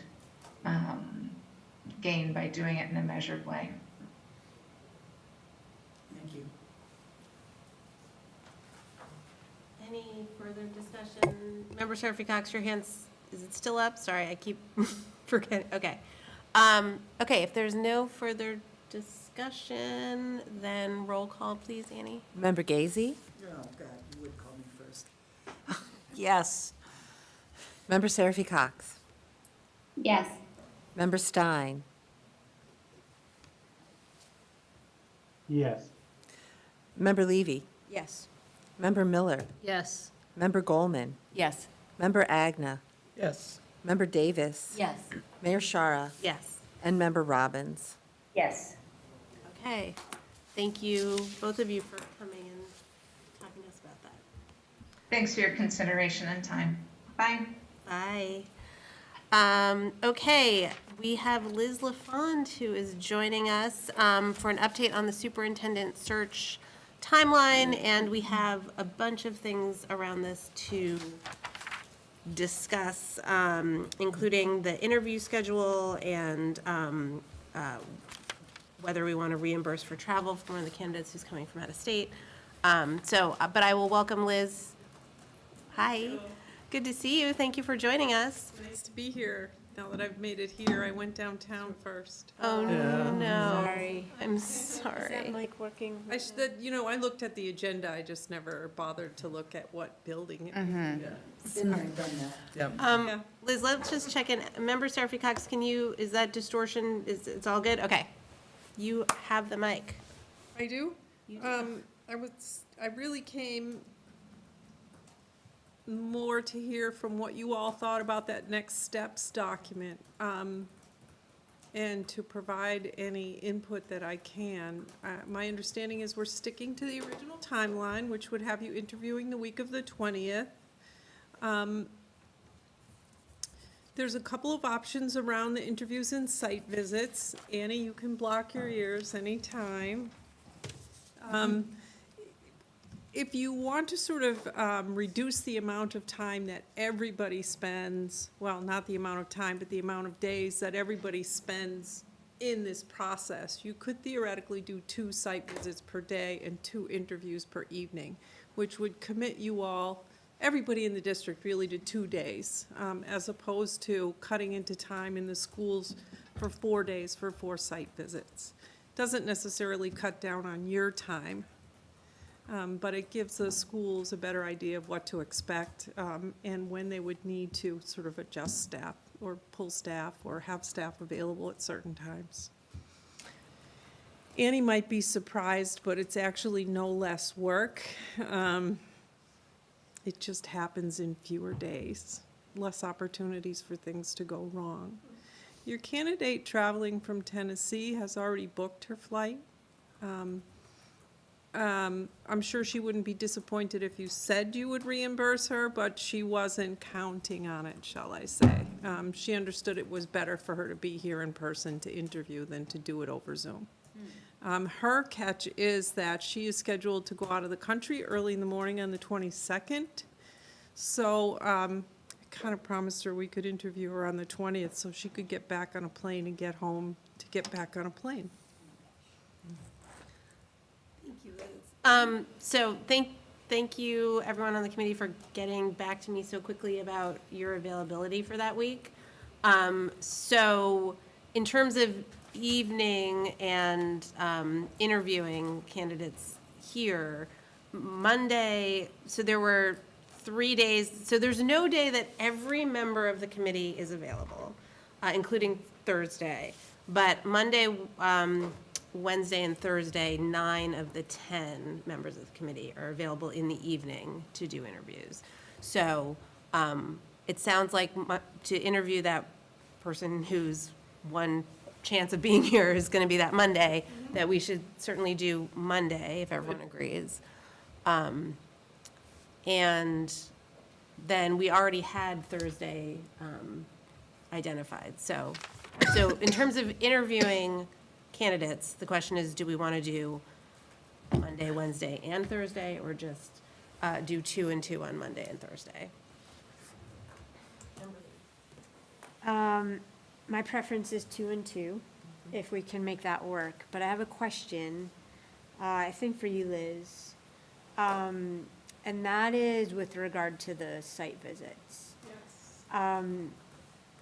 My understanding is, so I'm glad that the candidate is coming here and not going to be on Zoom, because my understanding is that the more we have the same conversation with each candidate, the better, the less likely bias is going to kick in and so on. But it's, in my mind, it's the same with the site visits. I think it's hard, I guess, in my mind, it would be hard to compare visiting a school or a district in person with visiting remotely. You had mentioned the sort of, hey, stopping somebody in the hall and getting to ask them questions. That's not something that would necessarily get to happen virtually. So my question for you is, how do we think about the site visit, a potential virtual site visit? Because I don't know that we have the funds for all of us to travel to Tennessee. So I think the quality of folks that you speak with is key if you're considering doing it virtual. And what you'll miss out on is seeing the physical site, right? Seeing sort of, I think that if you prepare yourself, right, for not seeing the joy of the children in schools, experiencing the warm weather in Tennessee this time of year without mud holes and potholes everywhere, you might find it to be acceptable. And I say this because even though 3 would be in-person visits and 1 wouldn't, we did this exclusively throughout a long period during COVID, right? And folks found it to be a really good way to talk to people. I actually did a search up in Lenox just recently, and they did most of their visits over the phone. And they found that that worked for them as well, because they had some out-of-state candidates. They actually had one candidate who was a successful candidate who's on a boat traveling around the warmer climate of the United States, the Bahamas, the Caribbean. So it was an interesting process. It's all how you go into it. It's the mindset that you have. Right, so I guess my follow-up question to that is, in order to try and have them be as similar as possible, do you recommend we do them all virtually? Oh, well, that would be interesting, right? Sure. I don't think the candidates would, I think it would probably be easier on all the candidates if you did it that way, Dina. I hadn't thought about it. This is just sort of having people sit down in a quiet place and tune into a Zoom meeting as opposed to, yeah, moving around and being available during the school day. Might work well if you all are interested in doing that.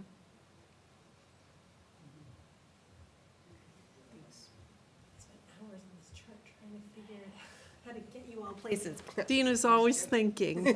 No, that's a very good point. Member Agnew. Thank you, Member Levy, for your out-of-the-box thinking, and also the experience you've had that we're trying to make this as equitable as possible. So I would agree that I think 2 and 2 would be good, and I also think that Monday and Wednesday would be good, because it gives us a little space in that week afterwards. I know that I've heard from some that want to make sure we give ourselves enough time for deliberation. After we've had the interviews and after we've had the site visits. So I don't know if we are going to decide on how much time we're giving ourselves after we interview, but I certainly am supportive of 2 and 2, Monday and Wednesday.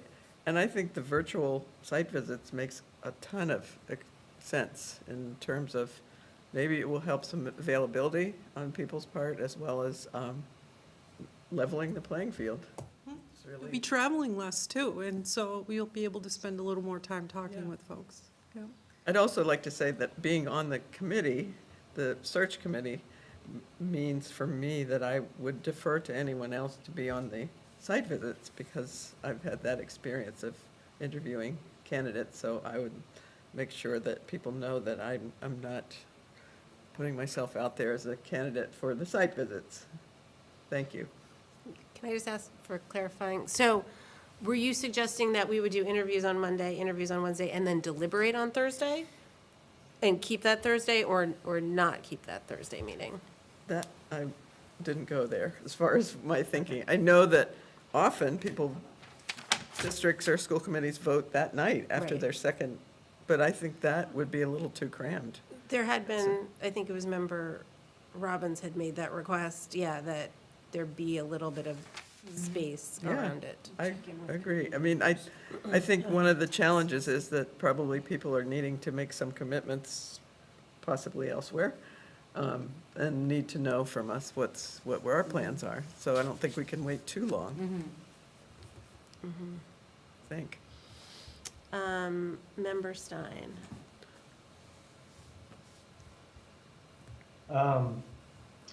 I also like the idea of doing two a day or 2 an evening, as long as it's feasible to, host them in the district.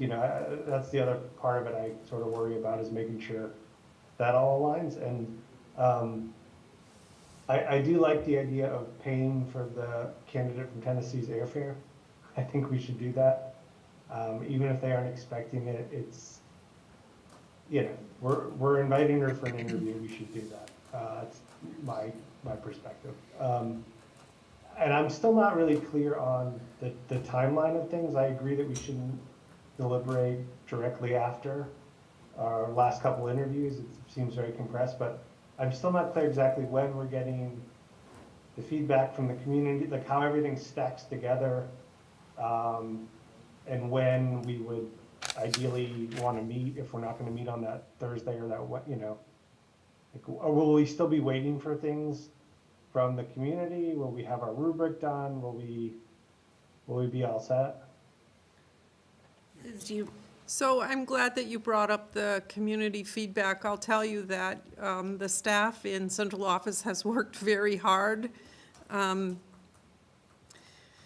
And I think our original intention was to start 2 weeks ago and be done by now, but I'm going to be doing it all next week, and you will have a summary of the feedback over the weekend. The Saturday, the 18th, I have 2 virtual sessions, but I will be closing out the online survey on the 10th. I'll start the summary then, and I'll just add to it with every group that I see at the end of every day, so to speak. It's a pretty remarkable schedule. It's, you know, we'll get it done. Annie and Michelle worked very, very hard, and there was a lot of feedback from schools, and this is where we landed. And Member Stein, to one of your other questions, so we have the 15th, so next Wednesday, reserved to, with the collaborative, to create the rubric. So we will have, I think, most of that information, or a lot of that information for creating the rubric, and then I would like us to discuss tonight whether at that meeting on Wednesday, the 15th, we can vote on the questions. Yeah, so I can certainly provide you with the summary that I have up to that point. I think that in general, you'll see a lot of themes that will already have emerged by then. You know, you won't have the complete set. And the plan would be from the in-person sessions, again, I would mainly summarize, and that if there were some critical or emergent issues that came up, so I plan to give you all of the online feedback separately. Not necessarily a great document to share with the public, right? But you should have it and see every comment. Capturing sort of the in-person will be more of a summary, except again, for those things that seem more urgent or critical, I'll certainly capture those so that you're sure to get them. And can you explain how, so you kind of gave us 2 different options for figuring out the questions, whether we look at it and then send you 2 or 3 that we each think are important, and then you'll consolidate that, or we just sort of create them ourselves. But we need to vote on what those final questions will be. How do we do that process in a public meeting without broadcasting the questions we're going to ask? Right. And so they have to be, there is no option to go into executive session to create those questions. If you selected the option where everybody went through and sort of identified key questions that they would love to see asked, forward them to me, I would then just simply compile them by category and forward them on to you, or to you and Gwen, or to whatever member or members you identified, that's a subquorum of the committee, to create the final questions.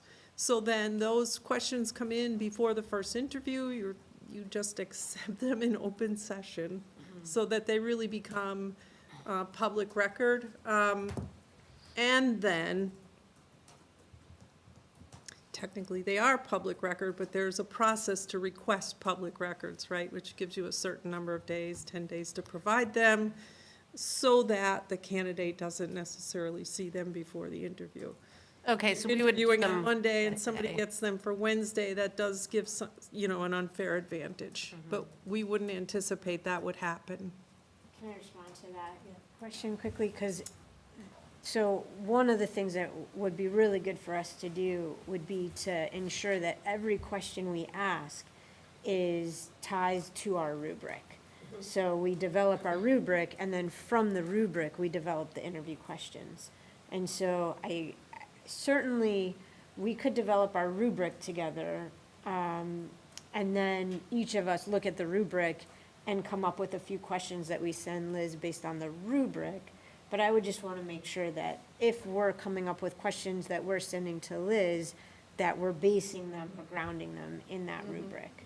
And perhaps at the retreat, once our rubric is developed, ideally taking into consideration the feedback that we have to that point, maybe we can say, you know, these members will come up with questions in these areas of the rubric, but somehow we want to make sure it's not just done on our own without any kind of connection to that rubric. Okay. Member Levy, your hand is, Do you have other? I can't remember what else I was going to say about that. Maybe it was that. It was something about the process. Sorry, I don't remember. I will say I am just really quickly looking up flights to Nashville. I would happily go there if we need to. It's like 83 degrees there today or something, so. They're pretty affordable for coming home, but pretty expensive for going there. So per person, it would probably be about $700 or $750 just for the flights. Just throwing that out there.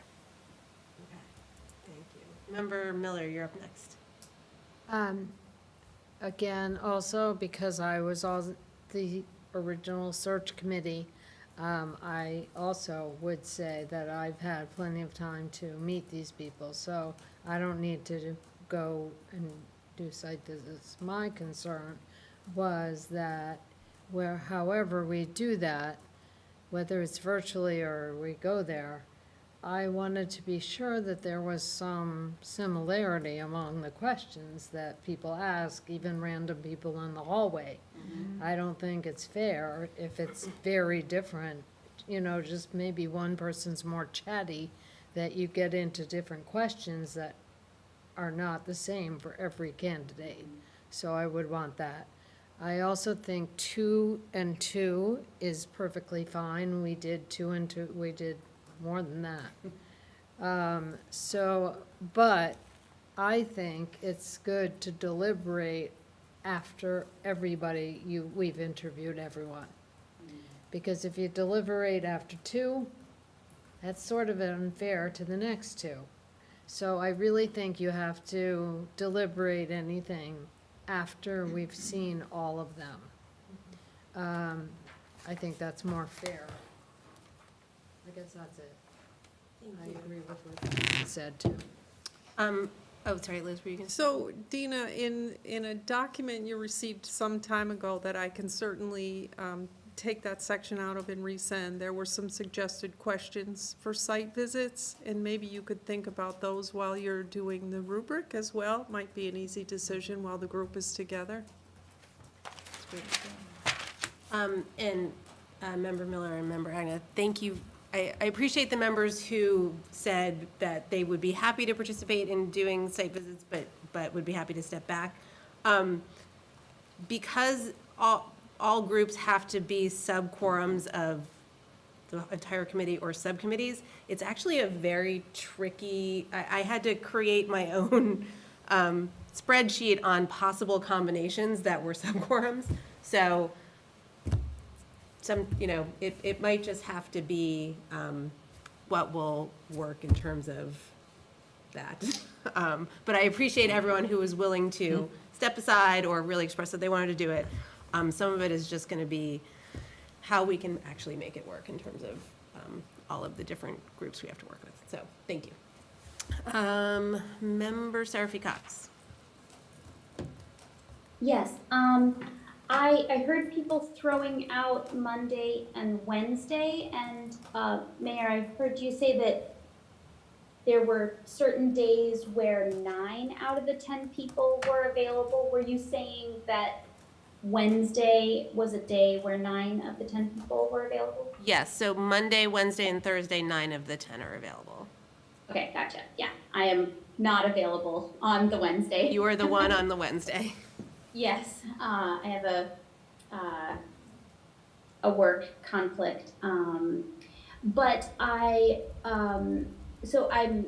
guess I'm curious then, how does that work if I can't be there for the interviews?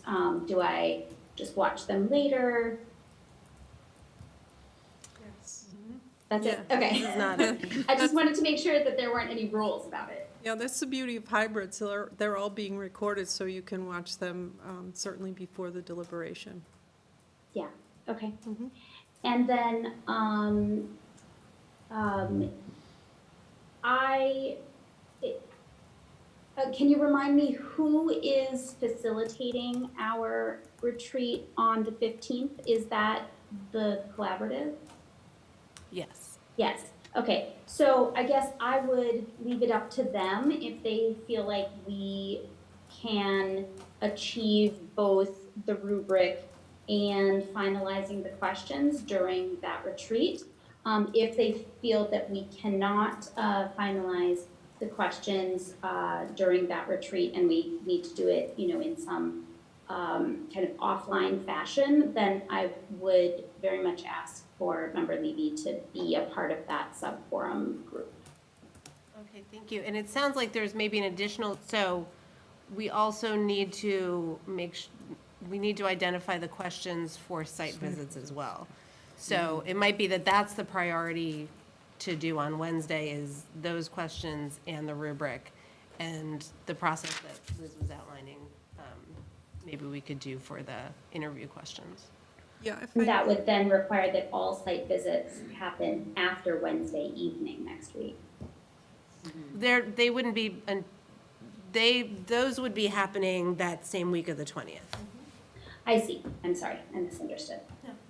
Okay. Also, if I may, just for clarification, yes. real quickly, you can't really get together as a group and develop those interview questions outside of an open posted meeting.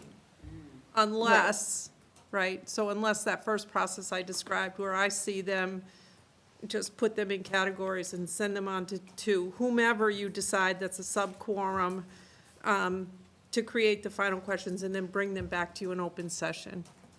But our retreat is posted. Open. Yeah. Is it? Yeah, Okay. retreat. Oh, yeah, the retreat is a posted public meeting. Perfect. Great. Okay, Member Agna. Yeah, that's sort of what I wanted to reiterate. I sent an email, I believe, to answer some of the questions that have been asked tonight that after our meeting on Monday. And I think I referred to the conference that Member Levy and I had about doing the retreat to do the rubric with most of the feedback. I'm looking at you like, yes, yes. So that the plan should be laid out there already, that March 15th is when we're getting together at the collaborative. And we will do the rubric with almost all of the feedback. And I really think, Member Seraphy Cox, that it's up to us to say what we want to try to get done that night. I think the collaborative has been very flexible as far as their support and desire to help us function as a group. And I think this is a critical opportunity for us to work together under their facilitation, but also they are looking to Member Levy for her expertise in developing the rubric. And it is an open meeting, it's posted, so I think hopefully we can get a lot done. And I appreciate Member Seraphy Cox, Member Robbins, and Member Gazy for saying that we could have it after the Rules and Policy Committee meeting, that's subcommittee it's been scheduled already that night. But if we could start at 6:30. Oh, yeah, it just gives us a deadline. Okay, so if we could start at by 6:30, 5:30. Okay. we may be able to get a lot done. I'm hopeful. 6:30. I'm optimistic. Do you think an hour is a good break in between having to? Rules and policy? Yeah. I'm oh, It's Member Robbins Robbins and and Member Seraphy Cox. if we set 5:30 for the deadline for the, to end the rules and policy, I think that gives you an hour to turn around your life. Is that okay, or? I mean, I understand that it's, we have a lot to cover in rules and policy, so it's gonna Yeah. be that way. Yeah. I know, it's endless. This is Wednesday. Wednesday. 15th, yes. 6:30. So we want to start that at 6:30. Yep. Who needs to eat? Well, we can also get some food if we decide we want to do that, which we've done before. That's true. Is this where we plug State Street Deli? They do a wonderful. Yes. Yeah, they did a nice job for us in the interview committee. Yeah. Excellent. Okay, Member Seraphy Cox, is your hand up to talk to this, or no? Okay. Member Gazy. I was wondering if the rubric, I assumed that the superintendent search, the thing that you and Member Robbins were on, developed rubrics about the policy after listening to Member Levy, right? Did you? We did develop a rubric based on the criteria. Yes. That's how we reviewed the resumes and determined who we wanted to interview. So is, Can I answer that too? Sure. Go ahead. Well, what we also did was, we did listen to the training, and then we, each person submitted to Josh and Gwen, the chair and the vice chair, the questions that we thought we should ask, and, or suggested, and then they compiled them. But it was based, I know I based my questions on Member Levy's presentation. right. So can we And use, the criteria. Yeah, and the criteria for who we're looking for also, yeah. so the candidates have answered those questions, but I think that it might be helpful for us to look at the questions you've already asked to help us focus our questions, maybe refine them. If you have any suggestions about where, that you could bring to our retreat, about where you thought you might want to dig more, or your reflections on questions that really opened them up a lot, that we can sort of use as jumping off points. Yeah, I think that's a really good idea because, we, you know, it's redundant if we just keep saying the same things over and over. And we asked them, what, 13? I think, questions, 14? And you know how when you ask questions and it doesn't quite get at what you're wanting, you know, you get an answer, but it, you thought, I mean, maybe we can refine some of those that you thought were good questions but didn't quite work in the way that you wanted? Do you want to comment, Liz, on that? I think that it's a good idea for you to look at them. I think you might be able to build upon the questions to dig a little bit deeper. We did have, we ultimately, with the opening and closing, and the opening included kind of a question as well. So we had 15 opportunities for answers from the candidates, and we gave them 65 minutes. I'm assuming, right, it was like speed dating. It was an opportunity to see how well people manage their time. And it was also an opportunity in a couple of cases where in the beginning went a little bit long, and to see how they would adapt in the moment to being able to effectively answer the questions sort of remaining. So it gave you a different look into candidates. Did they have the questions before? No. No. We gave them a copy of the questions while they were answering, so they could look back and reflect or highlight any important areas they wanted to cover while they were answering. But I could drop those questions and the questions that you might want to consider asking during site visits into that folder in the drive. Does that work? Yes? Yeah, Okay. that's great. Thank you, Liz. Okay, Member Stein. I just wanted to talk about the length of the interviews, and I've been participating in a lot of interviews recently, and even with 3 people asking questions over 45 minutes, it feels very short. And given that these are our finalists, it sounds like they had 65-minute interviews in the No. first draft. No?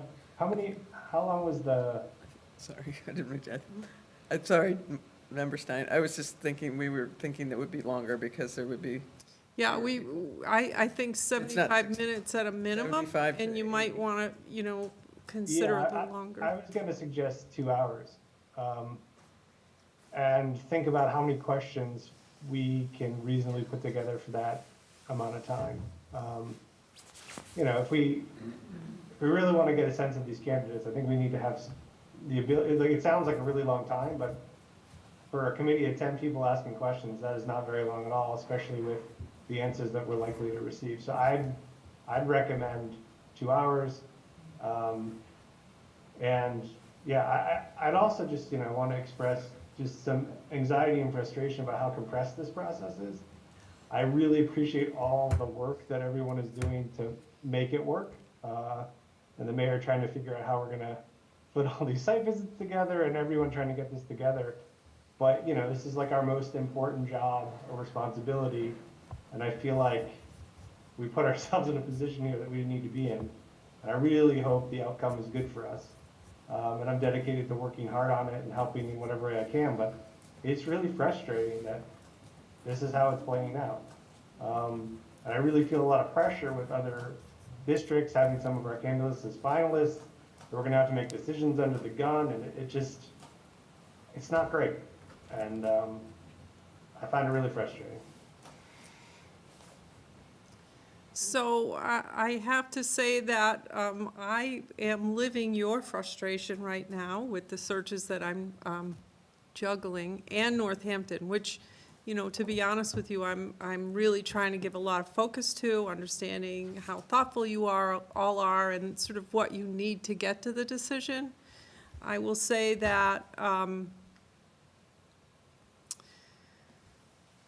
when it comes down to the process of site visits to and from and interviewing, it always feels like a very compressed process, because it all sort of happens either with one candidate per day, or in this case, 2 candidates being interviewed for the sake of time. I mean, I know you all spend a lot of nights out at meetings, right?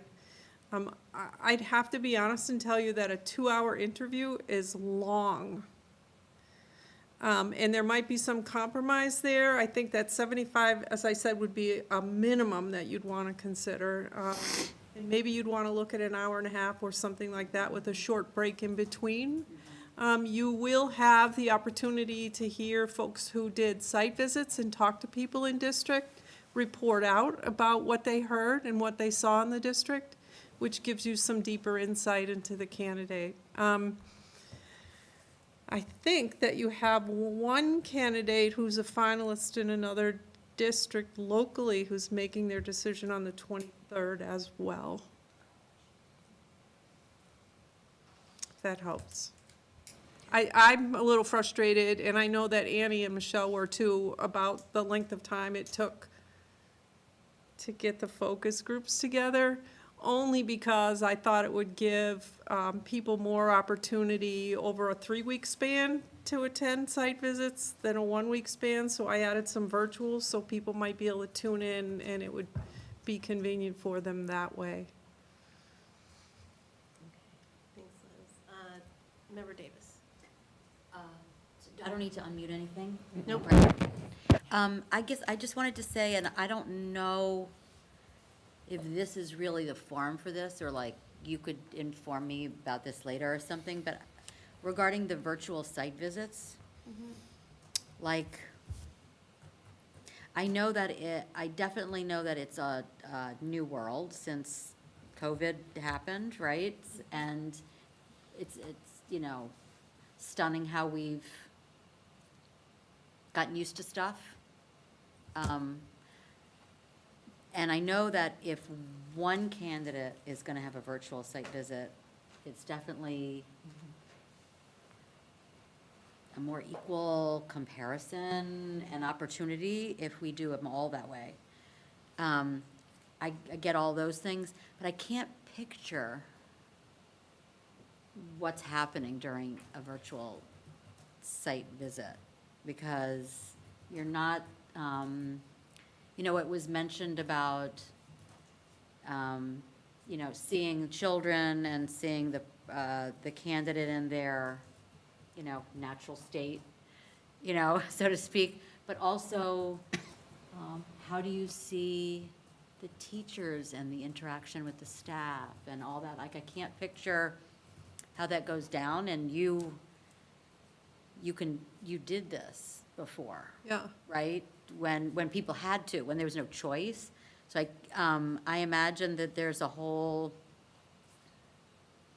technological and all kinds of choreography that's different than flying into a district and, getting around to the different schools and the central office of a person. So, again, maybe this isn't the place to explain all that, but I would love to hear what that, at Yeah, some so point I that's think like. first, the candidate's gonna be here in your district while you're visiting them. And they should be, so that folks can be more genuine and honest about the feedback that they're providing you, right? You wouldn't I want the see. candidate in district. I see. It's not part of, they're not giving you the tour. That's right. I follow you. That's right, but somebody in the district would be, if you were on the ground, would be showing you around from place to place and So introducing. who is that person usually that, somebody's? It depends. Or- Sometimes, Oh, right, maybe I've somebody seen in the the mayor school do it, I've seen school committee members do it, I've seen central office staff take the role, it really depends. Ah. As you all know, schools are very busy places. Yes. It's impressive that people make time for this, but they really do. And I think the piece that you really miss, to me, now that I have grandchildren, I'd say there's not much more joyous thing than stepping into a school building, right? That piece you'll miss, but also you won't be distracted by that. It will be a clearer listen to who you're speaking with. And folks would be set up not dissimilar to you. You might have some staff groups that are a bit larger, and they might be sitting around a table, and so the camera might move a bit. As much as you can get a sense of interaction virtually, that's what you're gonna get, for what it's worth. Thank you. Member, let me get a Member Robbins first, if that's okay. Member Robbins? Oh, here you go. Yeah, I think it worked. Good, thanks. I'm enjoying listening to folks, but I'm wondering where we're heading with this. So do we have a decision that we're coming to a vote on, or are we just determining finally what the dates are? I'm not really clear on what the conversation is focused on at this point. We have a couple decisions. So I think we need to finalize the dates that we're going to interview folks, and, whether it's going to be 2 and 2 or spread out more. We also need to decide about reimbursement for that one candidate who's flying in. Anything else that we need to? And then any other decisions we can make in advance of the meeting on Wednesday, so that we can go into that and know exactly what we're doing would be good. So can we outline those things very specifically, so if there are votes that need to be taken, we can come there? I know there's more discussion to still happen, but possibly could we start a motion on that, and if there's more discussion, continue that way? Sure, for Wednesday? Well, you've named 3 things, Okay. so, yeah. Which one would you like us to address first? Why don't we start with the interview schedule for the week of the 20th? Okay, so can I make a motion that we schedule the interviews for, this is where you fill in the blank, Mary. Or a Monday, and for the other, Wednesday was the other thing that was thrown out there. So, now I'm kind of making the motion if you. The 20th. And then we do need to decide whether we're going to keep that Thursday meeting for deliberation. So, so what I'm hearing is Monday and Wednesday for interviews 2 and 2, and then additional deliberation on Thursday with a decision on Thursday. All right, I own that motion, looking for a second. I'll second it. Okay, motion's been made by Member Robbins, seconded by Member Gazy. So discussion on this particular point. Oh, sorry, Member Levy. I want to make sure that whatever time span we have between our final interview and our deliberation and decision allows for enough time for the community to be able to weigh in. And for us to create an avenue for folks to be able to do that. I think one of the criticisms that I heard loud and clear last time around was that there wasn't an opportunity for folks to share. Certainly people can email us and message us, and they're not shy about that, but I just want to make sure that as we're creating this schedule, that is something that is considered. I think that allows for if we do Monday, Wednesday, and then we deliberate Thursday, I think that allows for that time. But again, we want to move quickly because we do have candidates who are candidates in other places, but we also don't want to move so quickly that we don't have time to really be thoughtful about this. So I just want to throw that out there. It's a question to folks of whether that's too fast. The other thing I wanted to ask was, are we planning on doing an inclusive hiring presentation? And if so, when is that going to be? Ideally, it would be before the 15th when we're coming up with our rubric, but today is the 9th. So I don't know what that leaves in terms of availability for folks. How long is the presentation? If nobody asks any questions, We never ask questions. I could probably cut it down a bit because we're not screening materials, so really make it about interviewing and bias. 45 minutes to an hour. Pointing out that we really can only do it on the 14th because we would only have enough time to post for that.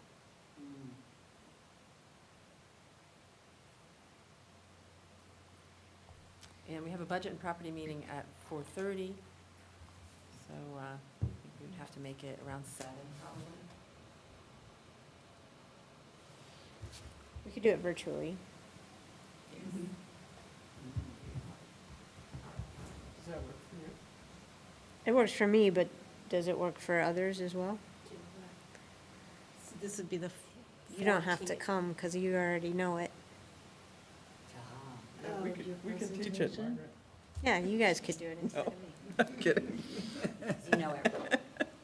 Well, we had the opportunity. I know. I have to be before a different committee at 7:30. I don't know for how long. What about Monday? We could still post for Monday, the 13th, I right? can't do that day. I could do the 14th, I can't do it. Had to post today for Monday. 48 hours business days. So Mayor, if you weren't able to be there at the beginning, could you look at the, Yeah, would we record it so that you could look at the presentation? I will try and find time before that meeting on the 15th, the next evening, during the day on Wednesday to watch what I missed. Just stay up all night, and It's true, I do that too. sorry to be silly about it. Okay, so there's a motion on the floor. Let's deal with that motion. So that is still Monday, 2 interviews, Wednesday, 2 interviews, deliberation on Thursday. Sorry, I forgot their hand's still up. Member Seraphy Cox, to the motion? Not to the motion, no. Okay, Member Stein, to the motion? Okay. Me neither. I share Member Levy's concern about being able to get feedback from the community before the deliberation, and assuming we have 2 candidate interviews on a Wednesday, and we're gonna meet less than 24 hours later, it's virtually impossible for us to really solicit or get feedback from the community in that period and use it. Like, it's just not, I mean, I think we have to either decide we're gonna forego forego it, or we're gonna have to structure the dates differently, because it's just way too tight a turn. I mean, it just can't be useful. So, yeah, I'm very concerned about that, because I do think we need to get some feedback. It's one thing to have forums and hear what people want in the superintendent. It's another thing to get reactions and the perspectives of constituents on the 4 finalists who they're able to watch, interview, and answer questions. So I would want to give us additional time. So is that an amendment to the motion to have it be on Monday and Tuesday? I Sorry, mean, no. like, I'm just trying to understand what is the purpose of the comment, like, what would be the next step from that comment? We could move the Thursday meeting to the next week, maybe on Tuesday. So one of the candidates is the decision for the other place that they're finalists will be on that Thursday, the 23rd. So that's something to factor in. Yeah. But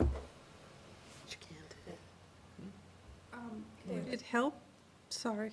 Yeah, no. Would it help to create an online survey that you could publicize sort of during the meetings, where people could provide feedback in the morning that, during the meeting, that I could give you all access to, that you could look in and see the feedback as either when you have time or as it's happening, or? Is that something you've used before? So we used SurveyMonkey, for example, for, believe that I can give you access to see the feedback as it's happening. And if I can't, I would have to tell you first thing in the morning, but I think I can. Member Stein, can I ask you a question? So are you anticipating that people in the community will go back and watch a video, or that they won't be watching in real time as we interview folks, but that they then need additional time to go back and watch the video of the interviews and then provide feedback? I'm just thinking that, my experience of I believe it was the surveys around the high school principal search that we just had, was a very short, it may have even been slightly longer than 24 hours, but essentially, like, you just can't get any meaningful feedback, and you can't see it or use it in any meaningful way. So, who are we assuming that's going to be able to watch the meeting on the day and is going to be able to take time out of the next work day or stay up late that night to give us feedback? And who among us are going to have time to go through whatever we get and weigh it when we make a decision? So it's just a structural problem that we're put ourselves in here. And I just don't know how we get, it's sort of a question, like, do we want to potentially lose a candidate in order to get, it's just these horrible questions, right? Like, do we want to not get feedback from the community about these finalists? Or do we want to push ahead in a way to make sure we have all 4 finalists as viable, available candidates? Like, I don't know what the answer to that question is. So it's just, I think we're almost better off not asking for feedback if we're not going to give people a reasonable time to give it. Because I think that looks worse and feels worse. My experience is people give From the high school. feedback whether you ask or not. I mean, I imagine we'll get feedback even if we don't solicit it, is what I would imagine. But we'll get it from a very subset of people and. Yeah, we know who we will hear from, right? Which doesn't comport with the other things we're trying to do about an equitable and inclusive hiring process and community engagement, right? That's sort of the problem, as I see it. Member Gazy. I understand your concern, Member Stein. However, we are, I think, in a tight bind. And I think if we're upfront with the public when we invite them, maybe before we start interviewing on those days, saying we realize that this is a tough schedule, but we've got one candidate who's being considered on the same day that we're going to be making our decision.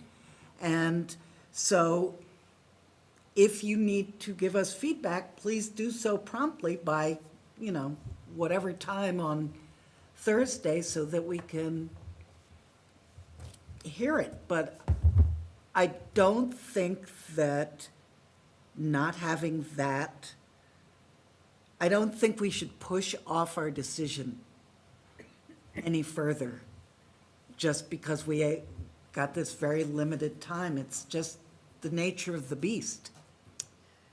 Yeah, I fully understand the desire to have community feedback. And if it's going to happen anywhere, it's going to happen here. And I don't mean that, I don't mean that in jest. I mean, it's a good thing that you have this problem, right? Folks are involved, they're watching, they're paying attention, and they're partners with you. At the end of the day, you're hiring your only employee. And in terms of, I guess I'd have to say, if I were a member of your community, I would think it would be more important for me to have the opportunity to have feedback on someone that I'm going to deal with on a day-to-day basis, such as a principal, right? Maybe a day-to-day. Well, in my case, it might have been a day-to-day dealing with the principal.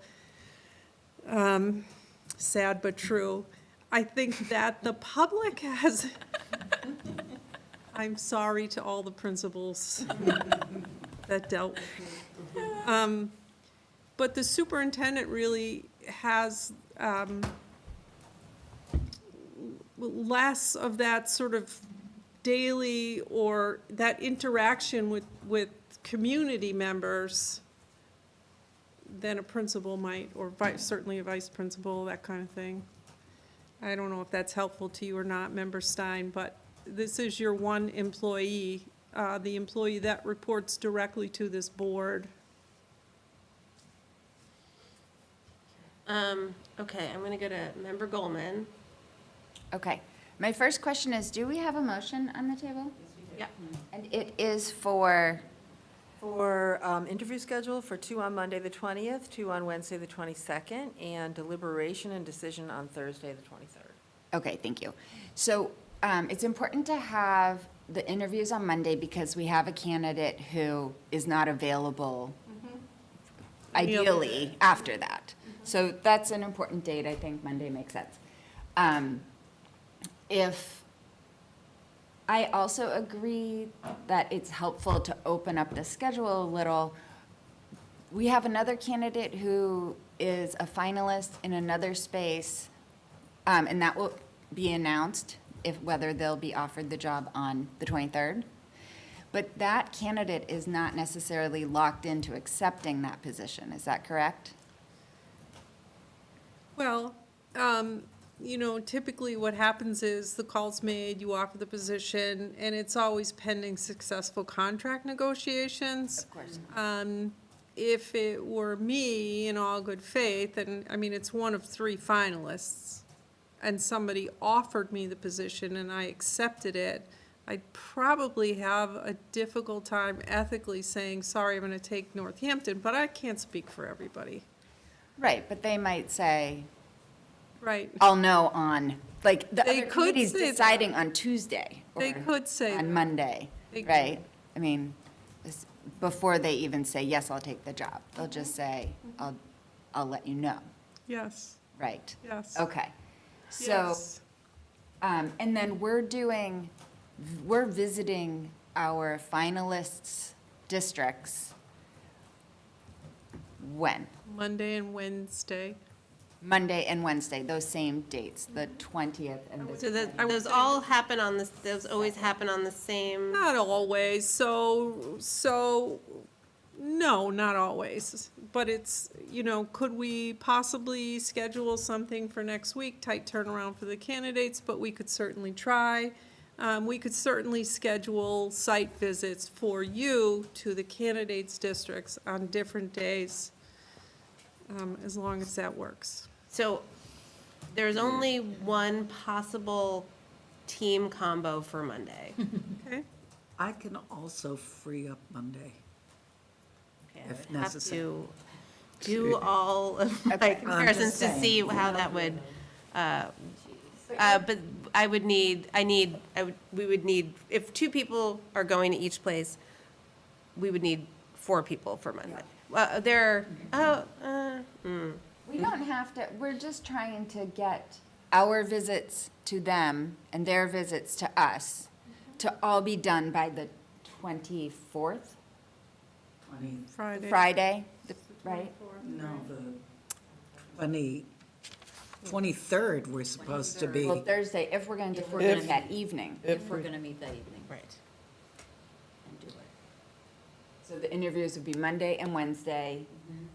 Meet on The district visits would be Monday, Tuesday, Wednesday, or Thursday in there, maybe on the same days, maybe not. Are they coming to visit our district during the day and then they're interviewing with us that evening? That is typically the way it's done, right? Right, And so that's like the day in the life of a superintendent. And then you interview them Yeah, sort of after their At the long, end, yes. typical, right? And you get an idea of how they will respond after a typical day. okay, so the candidates will come to our district, visit during the day, interview with us in the evening, 2 of them on Monday, 2 of them on Wednesday, and they'll be on opposite sides of town Yes, for that process. we can do it, Annie. Trust me. Okay, so I just wanted to get all that clarity. For me, deliberating Thursday evening or waiting a few days and doing it on Monday or Tuesday is fine. These are like the 2 worst weeks for me to have a lot of obligations because I'm solo parenting, so and I have 2 small children. So it's a little bit of a juggle for me, but I'm gonna really show up as best I can. Okay, thank you. Thank you. So, yes, just one quick sec. So I think we should figure out when we're going to do the interviews and vote on that motion. I think, I don't know if it changes the situation if we're doing site visits in person or doing them virtually. If we're doing them virtually, then maybe some of you might have more availability. But as of right now, there are only 3 people that told me they could do a site visit on Monday. And so we would need an additional person that would not be a sub-quorum to match with the other person. Does that make sense? Why do we, I mean, I understand the, I think maybe I it's should just a talk to sub-quorum of you. the full board, Mayor, to be honest, because it's not like a subcommittee would be deliberating on the issue of hiring a superintendent.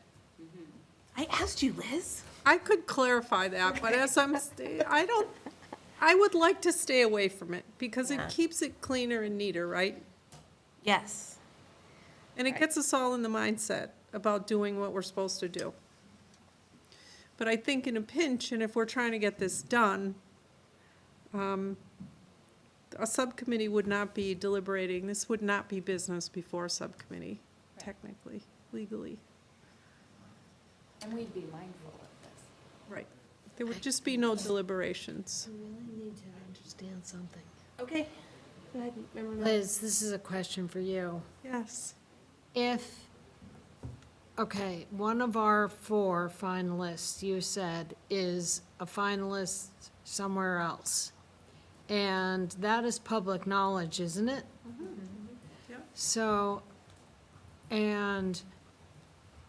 if we just let's say we deliberate and make a decision just on Thursday night, when is the other school committee that's he or she is a finalist for? Like, when are they deliberating? Thursday, the 23rd. What time? Oh, I don't know. Oh. So 6 So- o'clock? Anyway, so we're risking on, if we deliberate Thursday night, we may have lost that person, No, right? likely no. If we deliberate the week after, we may have lost Yeah. that person. Well, no, because if they're also deliberating on Thursday, I mean, they might both get offered the position. I mean, they might both offer the districts might offer position Right, but before we deliberate. Well, they're deliberating the same time if we deliberate Thursday, we would be deliberating at the same time. It's gonna be Thursday evening that we're all making this decision if we choose for Thursday. Yeah. So if we all choose the same candidate, that candidate will know and can make a decision about which of us the candidate likes better. Yeah, I'm just, seriously, I was thinking time, like they could be deliberating in the afternoon, and they'll be done before us. I think it's unlikely, but.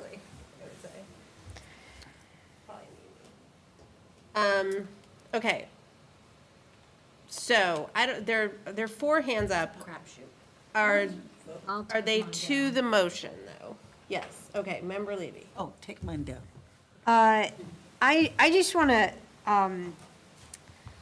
I feel strongly that we do not need to be driven by a process. We need to create a process that works for us. And when we say it's the nature of the beast, what we're doing is we're falling into the same trap that got us into trouble last time around, where we were rushed, we didn't feel like we could take the time we needed, and it didn't go well with our community. And so I would like to suggest an amendment to the motion that we interview 2 candidates on Monday, 2 candidates on either Wednesday or Thursday, whatever works better for your matrix of people visiting sites. And that we then deliberate on the Monday or Tuesday of the following week, which gives us time to get community feedback. It gives us time to think. If I'm working all day Thursday, if we interview candidates Monday, Wednesday, and I'm working all day Thursday and we're collecting all this feedback, I don't have time to read that feedback before we deliberate on Thursday. So I think, and if in like the universe of superintendent offers, East Hampton offers to the same candidate that we want to offer to, and that candidate really likes us, that candidate can say to East Hampton, you all are awesome and I need a few days to think about this while they wait to hear from us. So I just think if we make this decision based on a candidate who we may or may not want to make an offer to right now, it doesn't serve us. We need to pick a process that works for us. So that's the motion that I make it as a friendly amendment to, I believe it was Member Robbins who made the motion. Or we could, if Member Robbins, if you don't want to be the decider, I don't have to make a friendly amendment. I can just make an amendment that we vote on so that people can weigh in. So I'm actually not going to accept that as a friendly amendment, so you could go ahead and put it in a different context. Thanks. Okay, so. I will second your amendment. Great. So do you want me to repeat it for clarity? So the amendment is that our interviews are done on Monday and either Wednesday, Thursday, depending on what works best for the mayor's schedule of us. And then our deliberation take place on either the following Monday or the following Tuesday, and we can choose which of those works best for everybody's schedule. I think Tuesdays are not good for you. At night, even? Tuesdays, Yeah. terrible. Okay. Monday, the Can I clarify that 27th. we're all doing this at the regular time at 6:30? Okay, thank you. So, and there is a second for that? Okay. Member Seraphy, is your hand up to speak to it? No? Nope, I already seconded it. Okay.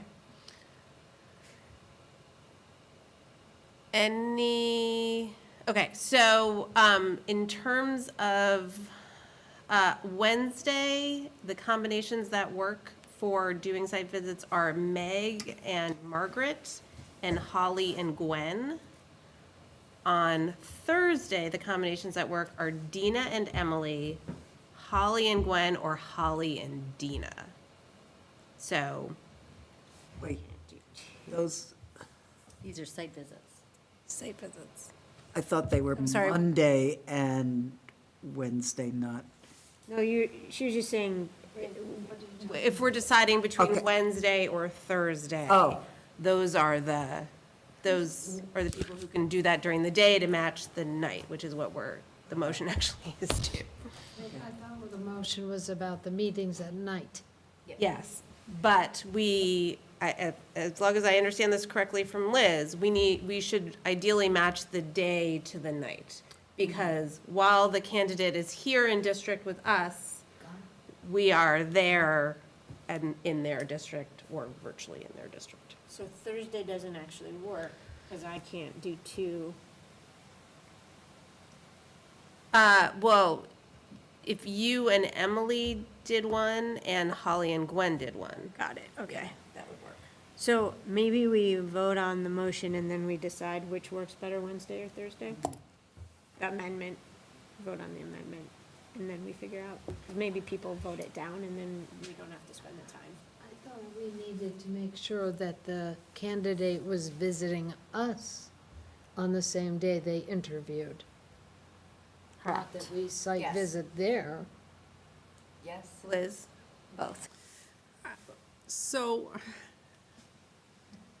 I think that it's not mandatory, but if your candidate is here in district, it sort of takes away that effect from them being in their district while you're visiting. And I think gives you more ability for people to sort of be themselves and answer questions the way they want to answer them. Now, having said that, because it's not mandated, folks in general aren't going to get individuals to show up to site visit interviews that are typically going to say things that aren't positive about them. And there's also the possibility, if we're just gonna do these virtually, that changes the dynamic. Yeah. They're not gonna be in that room. Right.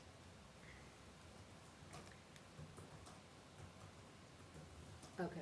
Yeah, I think we shouldn't stress so much about that piece. We should more consider your schedules and make that work around you, right? And know that we'll have the candidates here in district the day they're going to interview.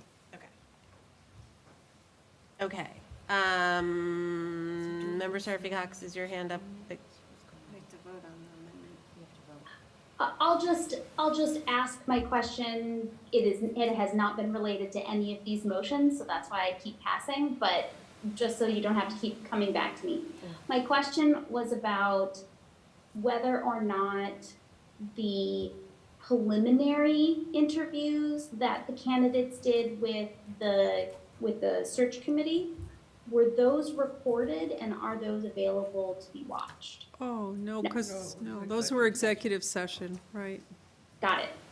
That's all I Sorry, wanted we to know. didn't get that answered for you a long time ago. No, it's fine. I didn't ask it. Okay, is everyone clear on the motion? Not totally. That one. The amendment. The amendment. Amendment. You vote for the amendment before the motion? Okay. Do you want to repeat it? Yeah, please. Interviews be held Monday and either Wednesday or Thursday, and deliberation happen either Monday or Tuesday of the following week, depending on our schedules. We don't need to decide the Wednesday, Thursday, Monday, Tuesday. Now, we can decide that after we vote on the motion. Amendment. And if it passes, then we can decide. And if it doesn't pass, we don't have to spend our time on it. Can I just ask one more question? Liz, what is your experience about candidates who, how far apart can you have job offers that they can sort of ethically not give an answer in your experience? I can't answer for people's ethics. No, but not ethics, but what you've seen. Yeah, Do people keep them hanging on for not usually. 4 days? No. No. And so again, to Dina's point, you have one candidate who you might, you have a 25% chance of selecting, right? Is that how that works out? I don't know what you want to do, but, and I don't know what the candidate would do in that situation. I wish I could tell you. But I think they don't give themselves a very good reputation if they put off an offer from one district to possibly get an offer from another district. If that falls, it just, to me, it feels uncomfortable to try to answer for somebody else in that situation. Do we know who the candidate is Well, yes, we do. that has, can you tell me? Well, but you don't know yet whether you haven't met this candidate. You haven't No, I met just the was candidate. wondering, though, because it would, It shouldn't change anything for you because you haven't met the candidate yet. Might change course, we something for have- you. Boy, these change something questions for you. get trickier as the night goes on, don't they? As our brains get Then we get buggier. That's a difficult question to ask. Okay. I think we need to. Can So, we ask what the other district was? Was it East Hampton? Hope they're not okay, watching. I don't see any further hands, so roll call, please, on the amendment. On the amendment, for schedules, interview schedules Monday, the 20th, and either Wednesday, the 22nd, or Thursday, the 23rd, and deliberate on either Monday or Tuesday of the next week. Amendment. Okay, Member Stein, Come back to me, please. Member Levy, Yes. Member Miller, Yeah. Member Goldman, Yes. Member Agna, Yes. Member Davis, Yes. Mayor Shara, Yes. Member Robbins, No. Member Gazy, no. Member Seraphy Cox, Yes. and Member Stein. No. 7 in favor, 3 opposed.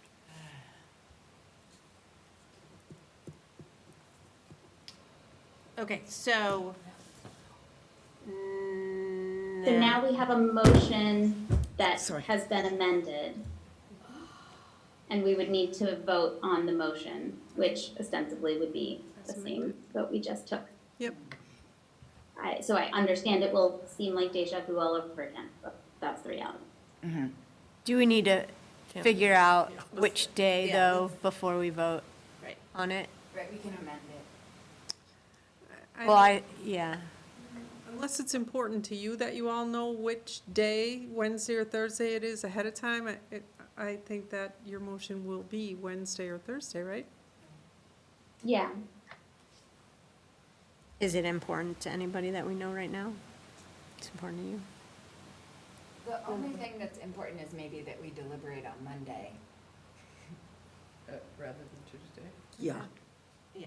Sure. Yeah, we should decide Yes. which of those days, yeah. We can't deliberate on Friday, huh? Just Curveball. saying, just saying, I don't know. And Margaret. I don't on like doing it Tuesday. Friday, but I will say that it looks like 2, 4, so I can't see anymore. 5, 6, 7, 8 members said they could do Friday evening. The 24th. The 24th. Losing me. Correct.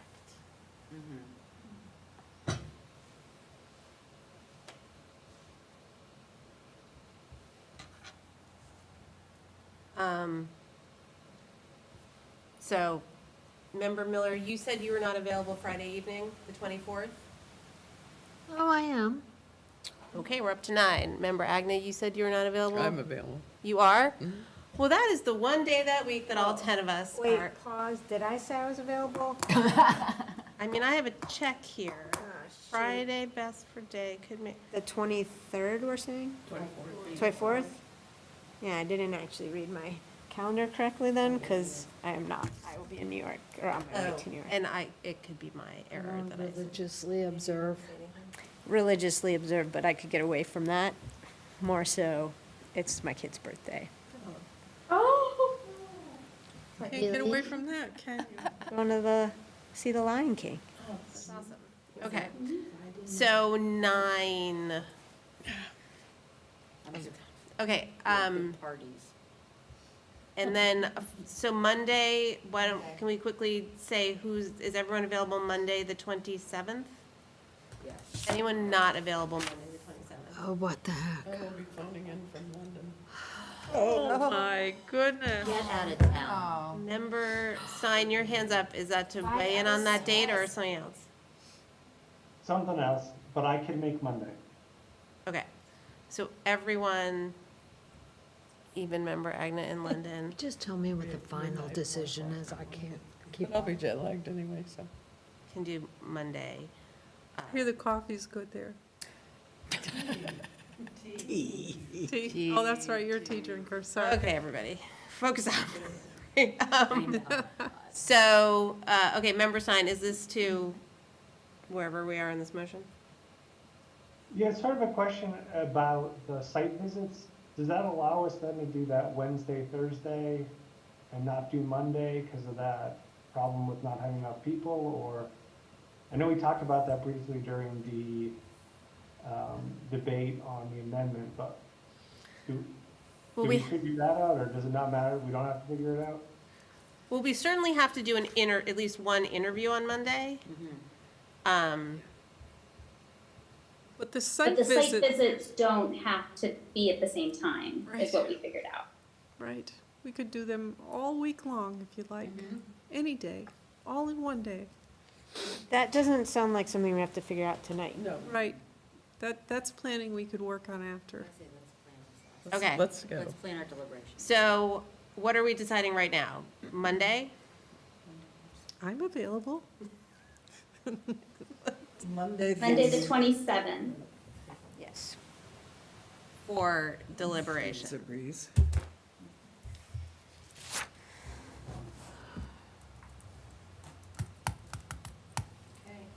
Okay, do we need a motion on that? No, the motion's already on Oh, the. sorry. Any further deliberation?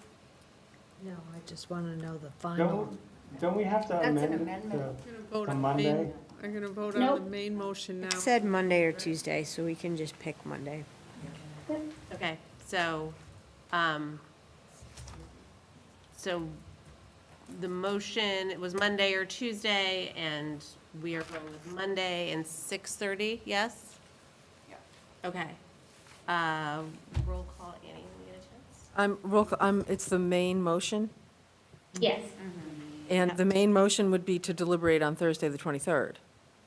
No. It's as amended. That's the. Oh, as was amended, right, what am I saying? Okay, thank you. Member Levy, Yes. Member Miller, I'm sorry, I don't know what I'm voting on. So the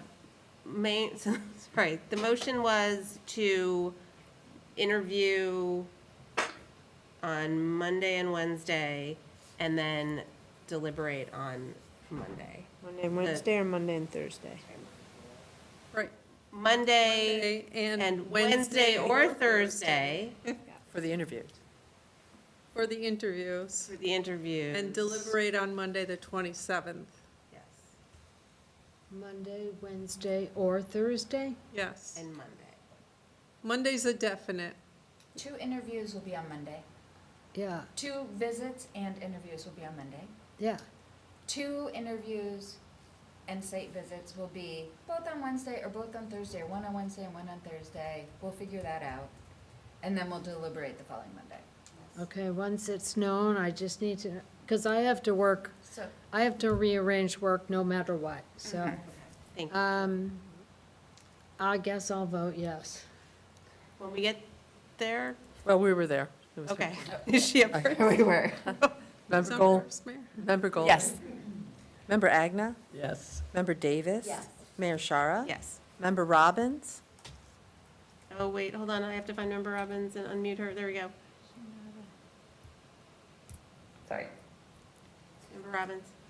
She voted no. No. Oh, No, okay. Member Gazy, Yes. Member Seraphy Cox, Yes. and Member Stein. Yes. Okay, Vote is 9 in favor, 1 opposed. okay. We have that figured out, and we'll figure out whether it's Wednesday or Thursday and let you all know. Liz, does the candidate schedule matter? Well, I'm gonna communicate with everybody, Okay.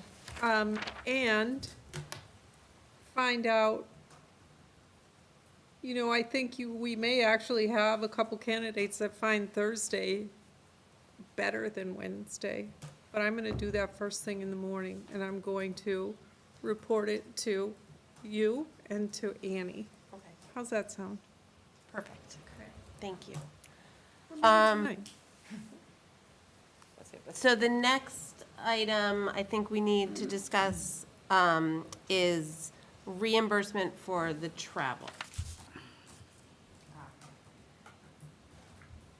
Would somebody, let me see what's going on here. Member Agnew, you want to make a motion to get this ball rolling? I just need to, is there money? Do we have a pot of money that we are even able to say we would do this?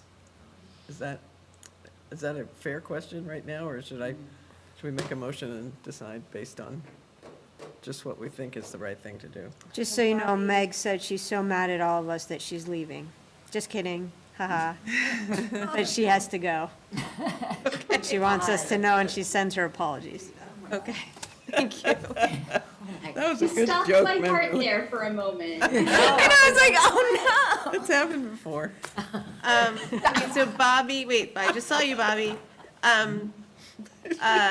Bobby, is there available travel money? In my opinion, no. Oh. I mean. There's not a travel line that's not been expended or We something? just froze spending for the district. Right, and I think if you have a candidate that wants a position, then they should pay their own way to get the position, I don't know. Huh. That's my opinion. So if spending is frozen, can we Allocate, reimburse? yeah. I suppose the city's spending isn't frozen. Just throwing it out there. Not how this works, though. Remember, Levy's just winding up. It's not in any of my budgets. Fair enough. What about the school committee? I noticed yeah. the school committee budget has not been spent as much as, But is it considered frozen also? Because it's part of. yeah, Yeah, yes, it is, it is. I think that's kind of the answer. No, it's not the answer. What if you did a smaller stipend, like not the 700 that we were looking at, but 100? I don't know. I mean, if it's frozen, I mean, frozen is frozen, right? Right. Is it really frozen? Who froze Bobby? it? Bobby. That's the question. I mean, given, really, why would we spend money on that when we are already trying to, reserve everything we can for our future and to, work with our deficit for next year? I don't know. Again, my opinion, and I'm willing to. It's hard to spend the money. Can I just ask to clarify, so this candidate was offered the opportunity to do this virtually and Oh, yeah. chose to buy a ticket before we discussed this, correct? I think she understands, I think they understand it's the right thing to do. And it's totally up to you. I listened to about the deficit and saving money, and understanding how a freeze works, it's the school committee's budget, so it's, again, the candidate is coming either way. When I think about the loss of student-facing positions, it's very hard for me to justify shelling out of stuff for somebody who might not even I just want to Be have the a point person. of order. There's not actually a motion There's not a on the motion, floor. Right. So unless somebody makes a motion for this to happen, there's nothing for us to discuss. Okay, so is there a motion to reimburse for travel?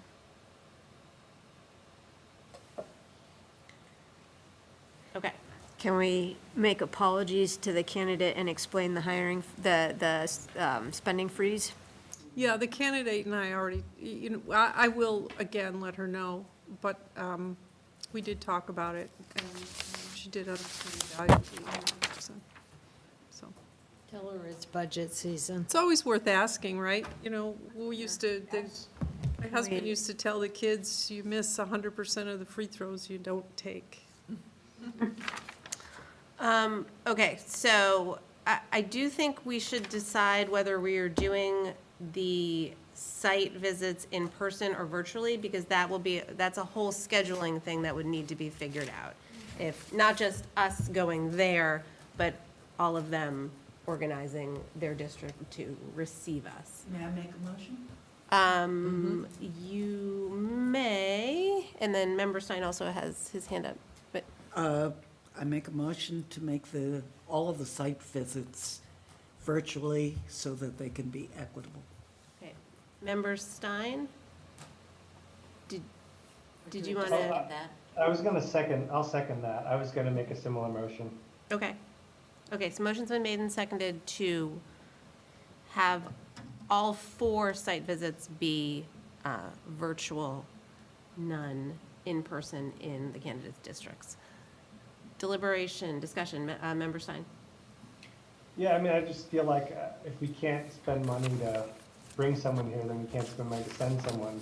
And then if, as a result, we just have to have them all virtual, so they're the same. Like, I don't see, I guess, another way to do it, unless people think it's okay to do one virtual and the other 3 in person. I don't know, that rubs me the wrong way, but. Any further discussion? Yes, Member. Can we just tell them that we're doing this because of equity? Because one person can't, and can we tell all the candidates? You're looking at me, but I'm looking at Liz. Yeah, I mean, She's that's nodding. exactly what I'm gonna tell all the candidates, yeah. Okay, any further discussion? Seeing none, roll call, please, Annie. Member Miller, Yes. Member Goldman, Yes. Member Agna, Yes. Member Davis, Yes. Mayor Shara. Yes. Member Robbins is not with us now. Member Gazy, Yes. Member Seraphy Cox, Yes. Member Stein, Yes. Member Levy. Yes. Okay. Liz, how long would you imagine those virtual site visits would be? Well, you're gonna tell me who you wanna see in the district, and that's gonna drive the length of the virtual site visits. Maybe half a day, maybe a little longer.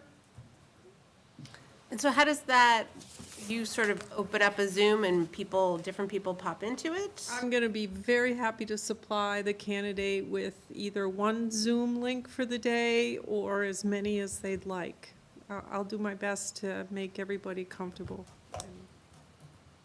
Okay, so my question for the committee is, does this change people's availability since you will be doing this from a computer wherever you're gonna be, as opposed to going to, how about this? If that changes your availability, on, what are the days we decided? Monday? And Wednesday Wednesday, or Thursday. or Thursday. Can you please let me know? And then, you don't have to let me know now, because then maybe that gives us more flexibility in terms of creating those groups. You know, I think that looking at it, you should consider flexibility of the whole week, right? So if you can have someone do a virtual site visit Monday, Tuesday, Wednesday, Thursday, if that works better for everyone's schedule, let's just do it, right? Okay, We'll figure it out. okay. Yeah. If we do this virtually, and on Monday, then we don't have any set questions decided upon by us about what we're gonna ask on the site visits? We will. We're gonna do that on Wednesday? Yeah. We're doing it on Wednesday of this coming week, and the Monday after is when we would start the site visit. Right. Right. So Liz, you just mentioned again, we need to tell you with whom we'd like to meet. Just give me a list. How do we Want me to generate give you some that? suggestions? Do you want me to email you suggestions? Do you want me to give you suggestions now? Well, it depends. Does the committee want to weigh in on what category of district folks we want to meet with? So there are some standards, right? Yeah, what are the standards? You want to meet with probably a principal at each level. You want to meet with an array of central office folks, a business person, a curriculum person. I guess I'll see who's at central office in each of the districts. You want to talk to the superintendent. You want to talk to the mayor or town manager if you can. Definitely want a group of students, maybe two groups. Maybe you want high school and middle school if we can work it into the schedule, right? Teachers from each level, depending on how we can work that into the schedule. School committee member or two, All that sounds great. right? Okay. Do we care There- about there's- meeting with a union? I think we should make sure that the teachers, yes, and maybe we can get a group of union presidents together so some of the districts two of the districts are smaller and there might only be one union. And, yeah, I think, two of the other districts, you can get more than one union president. What about PTO or like Director of Student Services? We can, Director of Student Services would be a must of central office personnel, absolutely. What if the candidate is the superintendent? Right, well, Then we wouldn't meet with them. then we're gonna. Isn't one of our Well, we'll candidates the adjust, superintendent? So we're gonna, I'm gonna work up a sample schedule for each district in my mind. I'm gonna talk to the candidates and see how they work. I'm gonna make sure you talk to, and if there's anybody I didn't mention and there's somebody really important for you to talk to, I would never forget the Director of Student Services. They touch everything in the district and their budget's large. I'll send it out as soon as I can arrange it, but in the meantime, if there's somebody that you really think of that you want to see, send it on to me and I'll do my best to incorporate that into the visit as well. Okay, thank you, yeah. I'm just thinking about paraprofessionals or Yeah, we want a group of other staff as Yeah. well, and I don't know how a district, Clerical. so a smaller district might have an easier time with doing that. Yeah. Yeah, you want to have other staff as well. Okay, it sounds like we've covered, if anyone thinks of anything else, email Liz, but it sounds like we've got it covered. Thank you so much. Yeah, I know my way around a school building in a school district. We know it. We also have a family outreach coordinator, and I'm wondering if other districts have a similar position. I'm sure that would be Pittsfield very would. valuable. I'm sure that engagement. Pittsfield would. Yeah, family engagement. And perhaps, I don't know what the structure is in Tennessee, but if they do, we'll make that happen. Sounded to me like it was a smaller district.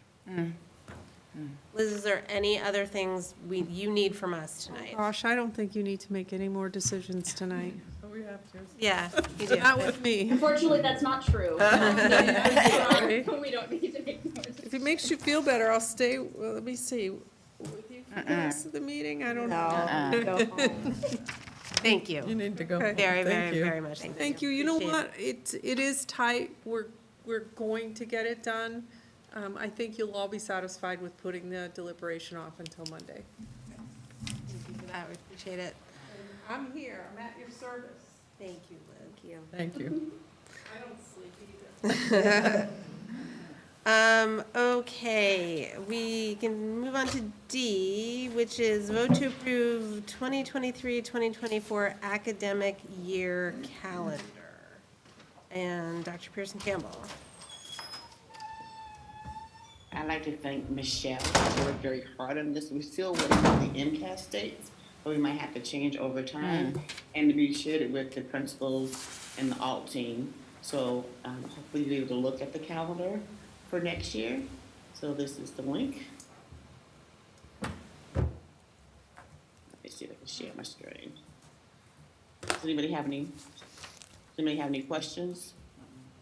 Well, so we ask questions before we make a motion? We should make a motion. It's the best practice. I make a motion to approve Approve. this calendar. Member Seraphy Cox? I would second that motion, but I also Yeah. have an amendment that I would like to make. But I can ask questions first. Okay. Do you want to go ahead and ask? Am I next? You are. Excuse me. Wonderful. So, Superintendent Pearson Campbell, I'm wondering, did you hear feedback from community members about the holiday situation, especially in terms of the holidays that we had last school year and did not have during this school year, and what was the team that came up with this calendar? What was the conversation about the holidays that had been on 2 years ago and were not on, or sorry, last year and are not on this current year? We tried to work around it because we knew there was from last year. That's why we shared it with the alt team because of the previous holidays. And then Michelle worked digitally, working out the data and, for the calendar and holidays, et cetera. And we asked building principals when they have open house because we knew about the holiday previously. So we try to learn from our mistakes before. So that's why that's in front of you at this point in time. Okay. I had a suggestion from a constituent that I actually find to be incredibly compelling, which is that the December break that is on here includes a day off of Friday the 22nd, which of course is neither, it is not any sort of holiday and is not a part of that week of when many businesses are closed and so forth. So my amendment to the motion that's on the floor would be to remove the 22nd as a day off and replace it with, oh boy, now I have to look back. Forget what we said. With Yom Kippur, which is on Monday. And somebody remind me of the date of Yom Kippur. It is, oh, I didn't tell you the actual date. Yeah. Sorry, I'll look it up again. Yeah.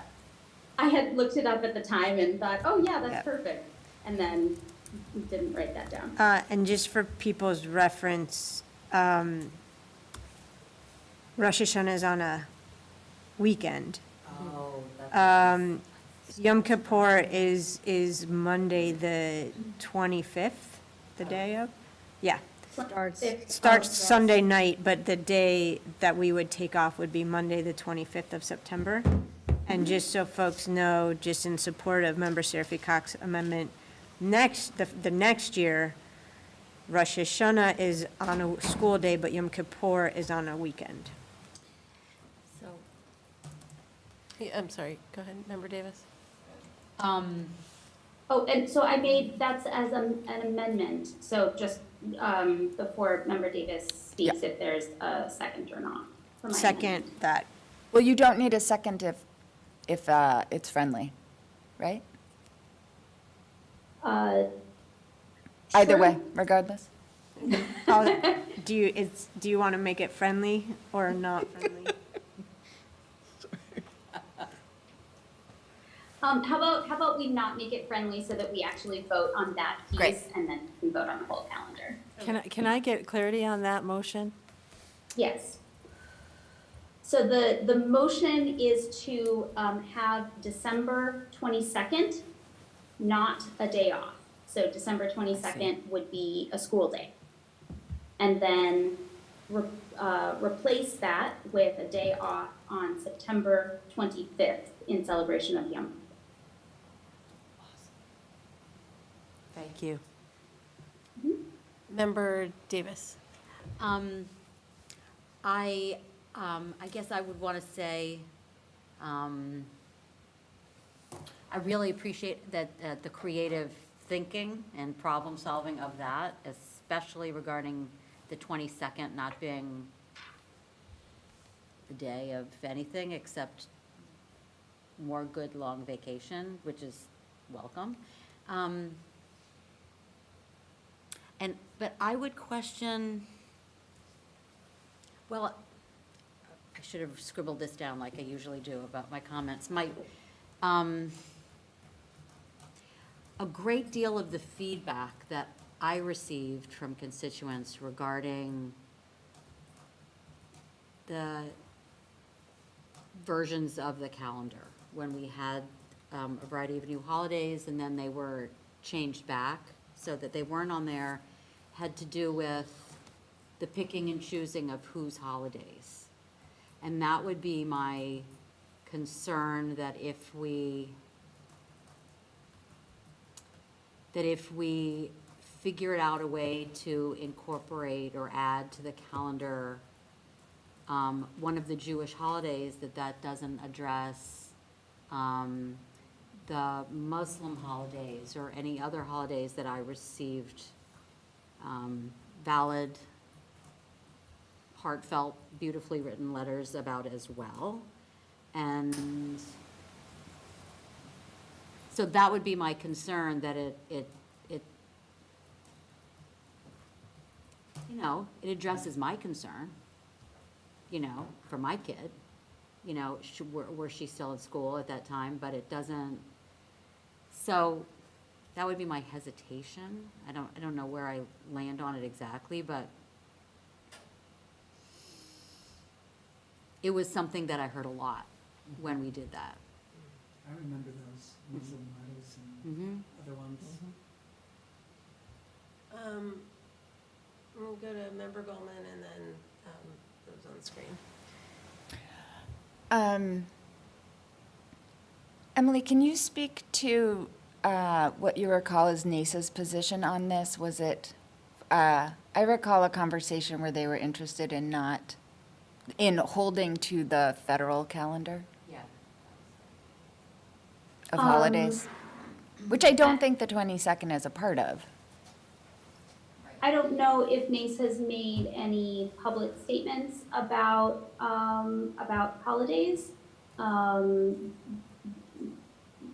There obviously were changes made to the CBA that came out of direct negotiations between NACE and the school committee. So Nothing there. Those Okay. being in executive session, I can't comment any farther. Yeah, and that's not something we need to consider. Okay, great. Okay, Member Seraphy Cox, do you want to speak to this? It was just that I looked up when Eid would be in 2023, but actually I would need to look 2024 because it happens in April. So, so never mind. Okay, Member Levy.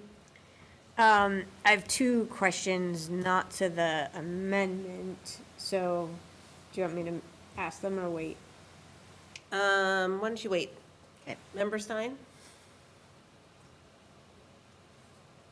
I have a similar reaction to Member Davis, where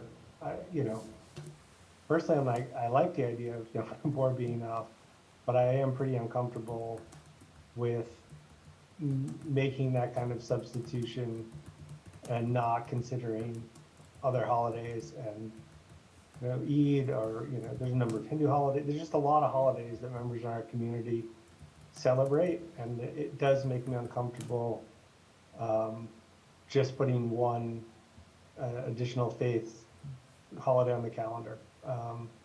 So yeah, it resonates with me, but I also feel like it would be not received well and a disservice to a lot of the folks that we heard from.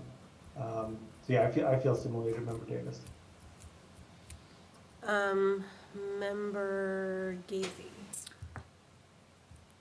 I also remember the discussions and not being able to do all religions equitably. So I was wondering whether we could take that day in, what is it, the 22nd of December, and plop it on to make the school year end a day earlier. Because if it ends on Wednesday, the 19th, you only need like 2 snow days and you're around the corner, or 3 snow days. And we didn't get many this year, but then you're into the week that camps start. So why not use that extra day to make your school year end earlier? Also, as someone who lived in a 90-degree classroom in June, the later you go in June, the more uncomfortable it gets. So just to clarify, on this calendar, the last day is actually the 13th of June? Oh, what's that? So that's just saying that if there were school, that would be a holiday. Well, similarly, I'd rather always end earlier than later, because the 13th, so you need 2 snow days, and all of a sudden it's a week later, and people plan that stuff when they're planning their vacations. Okay, so is there any further discussion to the amendment? Could you repeat the amendment? The amendment, Member Seraphy Cox, was to take the December 22nd date and have that be a school day, and instead have, what date in September did we say? 25th. September 25th. 25th be a holiday.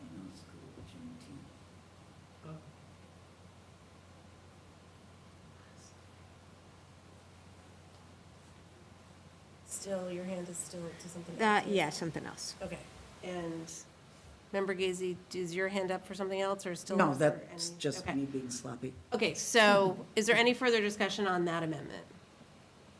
Seeing none, roll call please. Member Goldman? Yes. Member Agna? No. Member Davis? No. Mayor Shara? No. Member Gazy? No. Member Seraphy Cox? No. Member Stein? No. Member Levy? No. Member Miller? No. That's all. Okay. Oh, yes. Member Levy, would you like to ask a question? Yeah, too? thank you. So two things. One is, I'm not sure that Nace has seen this calendar, or that Andrea has seen this calendar. And so while we could vote on it as a draft, I'm not comfortable saying that this is the calendar until they've seen it and are able to ensure it meets all of the negotiated, I don't remember the language, negotiated things. So that's, I guess, a question for Dr. Pearson Campbell. Has Andrea or anyone from NACE seen the calendar? We shared with them during our alt meeting about 2 weeks ago. Was Andrea there? Yes. Ah, okay. I don't know if there's another process that usually gets followed, but my second question is about, she wasn't sure she could see it necessarily at that time. So it sounds like maybe there's a need to make sure that NACE has an opportunity to review it thoroughly. So perhaps that's something that we could do pretty quickly. Maybe if we approve it and they approve it, then it's approved. If we approve it, they don't approve it, then it comes back to us perhaps. My second question is about the half-days.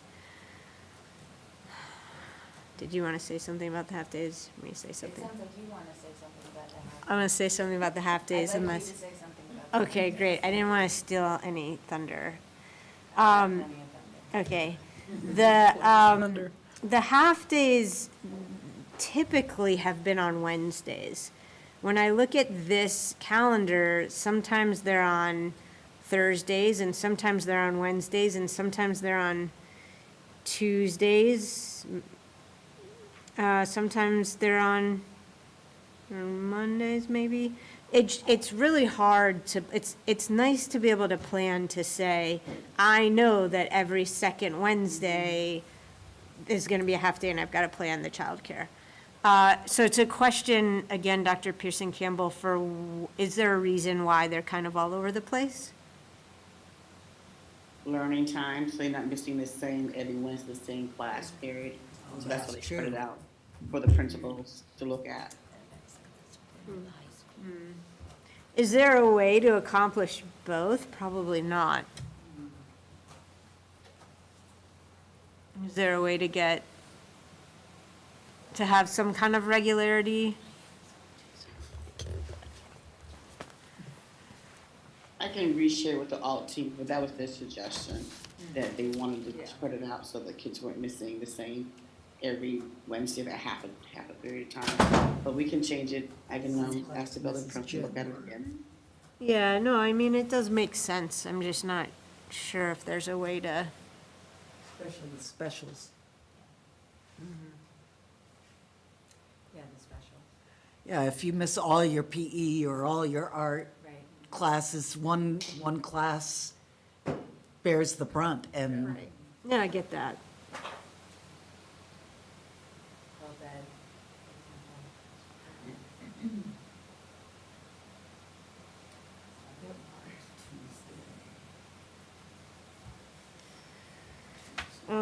Do you want to call Member Sophie Cox, because the mayor stepped out, vice chair? Do I want to call on her? Sorry, I'm just staring at the calendar a little bit. Member Seraphy Cox, do you have your hand up? No, I had just expected Member Gazy to perhaps make an amendment, and that was been seconded, but she hasn't, so I'm not. what amendment was that? Were you talking about moving it to the end of the thing? I'm happy to make that amendment. Thank you. I'd like to make an amendment that December 22nd date gets taken off, and instead we close the school on June 12th rather than on June 13th. Do you have a second for that? I'll second. Member Gazy made the motion, Member Davis made the second. Is there any discussion about that? Is that a friendly amendment or an amendment that we have to vote on? I guess we have to vote on it. We have to vote on it. Okay. I don't know. Do we have, it's. Parliamentarian? It's friendly if it is accepted by the motion maker and the motion seconder. Did we have an original? I am the motion maker. You're the motion maker for the, Original motion. The original motion. the original motion to accept the calendar. Yes. Do you want it as a friendly amendment, or? I welcome that friendly amendment. Okay. Seconder? Yes. Okay, great. Thank you. All right, is there more discussion about that? No, can I just say, can I make a joke? 10:15. You just did. Sure. Member Davis. Now she can't talk. You broke Member Davis. Now you have to tell us you're cracking up. No, I just think you should get a T-shirt that says, I am the motion maker. That's, Okay. And then we pass it around. yeah. What is the motion? There's a friendly amendment that's been accepted. Yeah. To the original motion. Okay. That we take that December 21st, 22nd day and transfer it to move school end a day earlier. So your idea, got it. I'm ready. Could I mention something? Since you're back to take the gavel. And talking with Rabbi Justin David about the issue about having the holidays and then taking them back again, and the concern, he did mention that having a day off before the national holiday, which is called Christmas, does also not feel great. And I think that I'm so supportive of taking the 22nd away. So, Got it. thank you. Okay, no further discussion? Any other amendments? Roll call, please. Member Agna. Yes. Member Davis. Yes. Mayor Shara. Yes. Member Gazy. Yes? Member Seraphy Cox. Yes. Member Stein. Yes. Member Levy. Yes. Member Miller. Yes. And Member Goldman. Yes. Okay, so that was the amendment, right? So we still need to. No, that was the main motion because it was a friendly Oh, amendment that got great. accepted. Okay, so we have accepted the calendar with that amendment. Yes. Terrific. Okay, Member Gazy. Oh, God.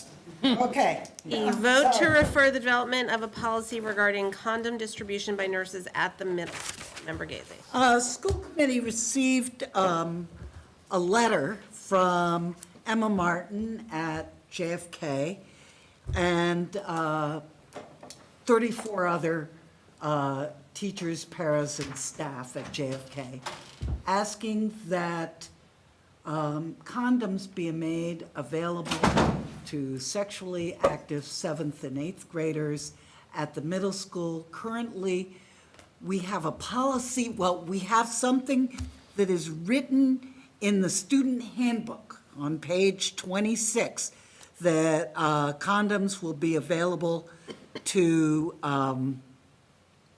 at the high school through the nurse's office. There is a Supreme, an SJC that has sanctioned distributing condoms to as low as 7th grade. We have no sexual health policy, and so we would like to have permission for the Rules and Policy Committee to draft such a policy, and so that's what we're asking. Okay. Is that a motion? That is a motion. Okay, Member Seraphy Cox? I will second the motion. And just say that I spoke with Layla today about this, and she is excited to work on it, and wanted to clarify that the policy that we would work on probably would not just be about the middle school, especially since, as Member Gazy highlighted, we don't have a policy that covers the high school either. There's no statement. So just very much in support of this and really appreciative of the efforts and information provided by the middle school staff. Thank you. Member Levy? Thank you. Just want to make sure that when we're talking about condoms, we're talking about dental dams and all other prophylactics, generally speaking. Yep, I guess, I don't know whether those are provided in the, at the high school. Right, I guess what I'm saying So is the if we're question gonna is- write a policy, I would hope that that policy would be inclusive, because it's not just straight people who need to protect from STDs. Or people who have, with, yeah. yes. Thanks. So that can absolutely be a part of the discussion, for sure. Thank you. Okay. Any further discussion to that motion? Seeing none, roll call, please. Can you please tell me who made the motion? Member Gazy made the motion, Member Seraphy Cox seconded it. And the exact motion? Just to refer it? To refer, The same as on the agenda? yeah, the development of a sexual health policy for the middle and high schools to the rules and policy. It should- Creation of a, But can I just ask a question? But so what was just discussed briefly now was that perhaps it shouldn't have the word condom in it? If it's, that it No, that should it, be. that it'd be Prophylactic. more, it would be more inclusive. Yeah. Right on, just in the agenda, it has that word. Yeah, And for the record, just want to state, I know condoms aren't just for straight people.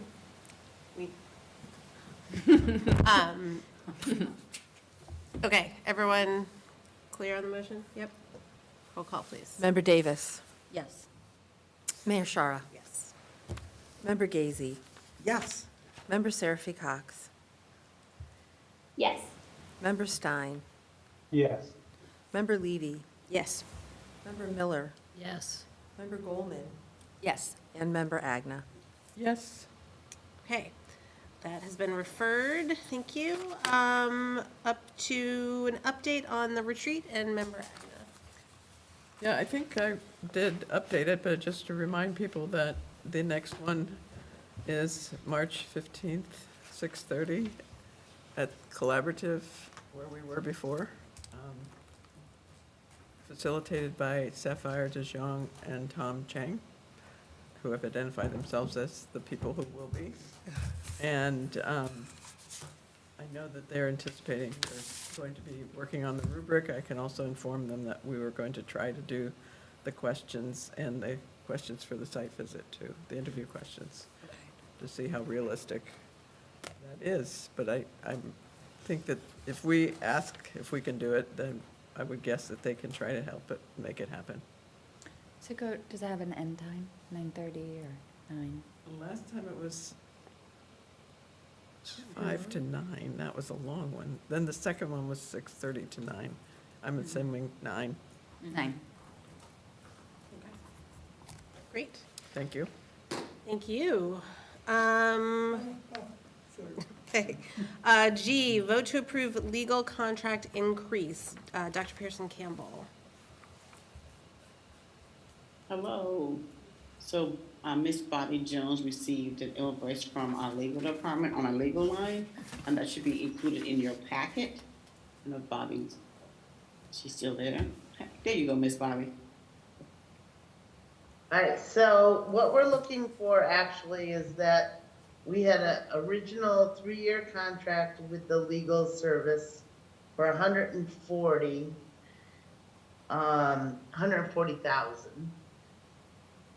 for FY 20 to 22. In FY 22, apologies, because I'm tired here. 22, we had 2 increases that you approved from 160,000 and 80,000 for a total of 380,000 for a 3-year contract. We then did an extended contract to FY 23 with an increase of 100,000 for 480. What we're looking for now is to increase that by 150,000 for a total of 630,000. That would be for a 4-year period. And that is just for the extended things that we had happen, that there was, well, you all know more than I do. They had settlements and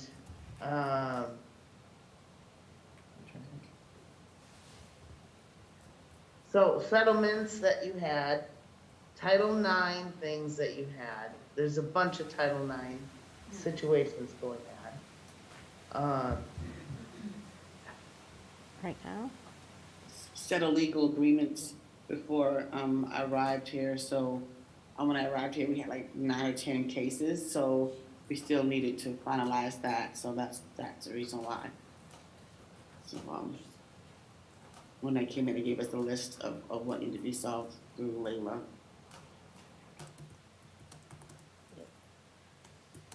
Can I Yep. ask, is this, where in our packet is this? I don't know that it was ever sent to me, actually, so I don't have it in the packet. I was just looking for it, and I wonder if Bobby can share it with me and I can put it in the packet right now? My apologies. Yeah, I don't have anything to share right now. We might have to delay this because, I don't have anything to say, but Is it time urgent, or could we delay it until a subsequent meeting? well, it isn't time urgent, but we are delaying payment to our legal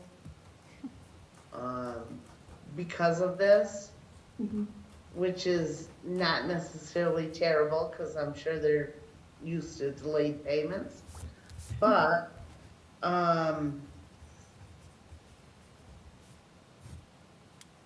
what I think is a bigger discussion that we need to have is who is contacting legal? You know, how much are we paying them for, like, we need to kind of bring that down.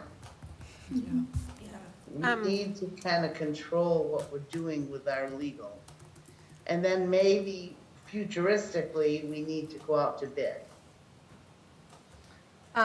So my understanding is, as you said, we've had some really high legal expenses, and that sort of the day-to-day calls and requests for legal from the district have been sort of outside of the norm, and include some things that they normally wouldn't hear from us on, but this has been such a transition year in time.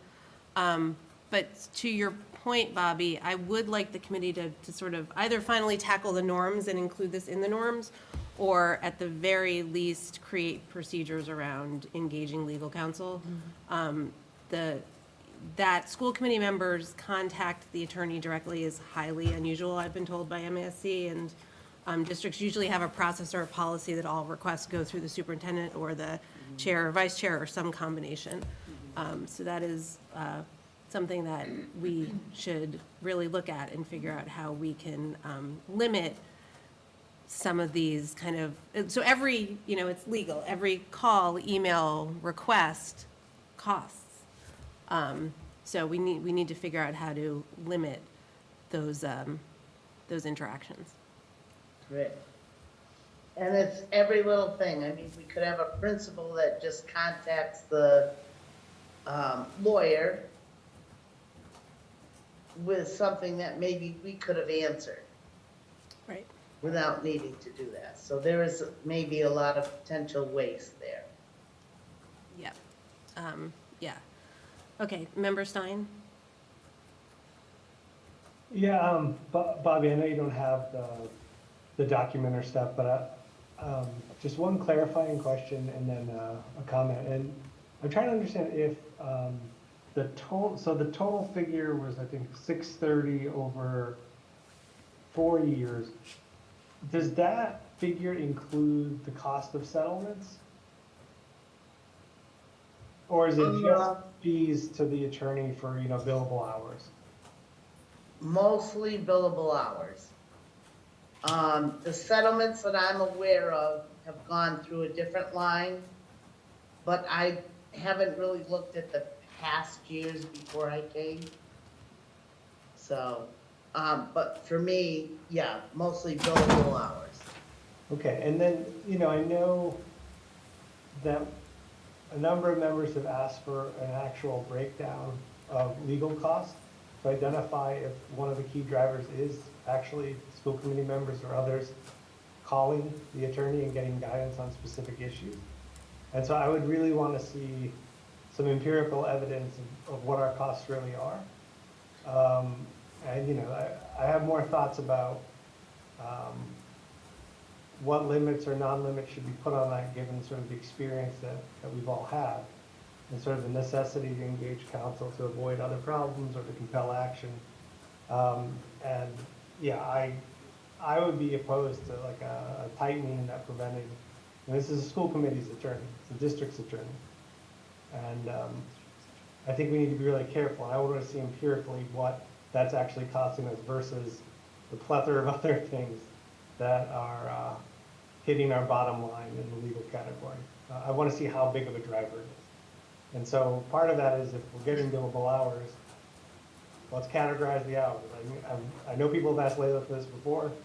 I'd love to see some sort of analysis of that 630,000 or a portion of a year.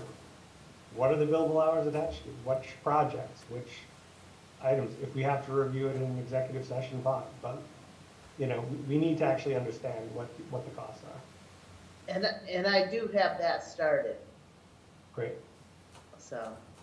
And I'm not sure, we probably will have to do it in executive session, I'm not positive about that. But I do have that started, that breakdown for you. Great. So, but in the meantime, we do have to increase the contract, which is what I'm seeking, just because we do have to pay the bills. Member Gazy? I have to agree. I think that a lot of, agree with Bobby, that a lot of requests have gone out for legal consultation. And I know that, for instance, rules and policy frequently needs legal feedback, and negotiating committee definitely needs that. I would suggest that perhaps we could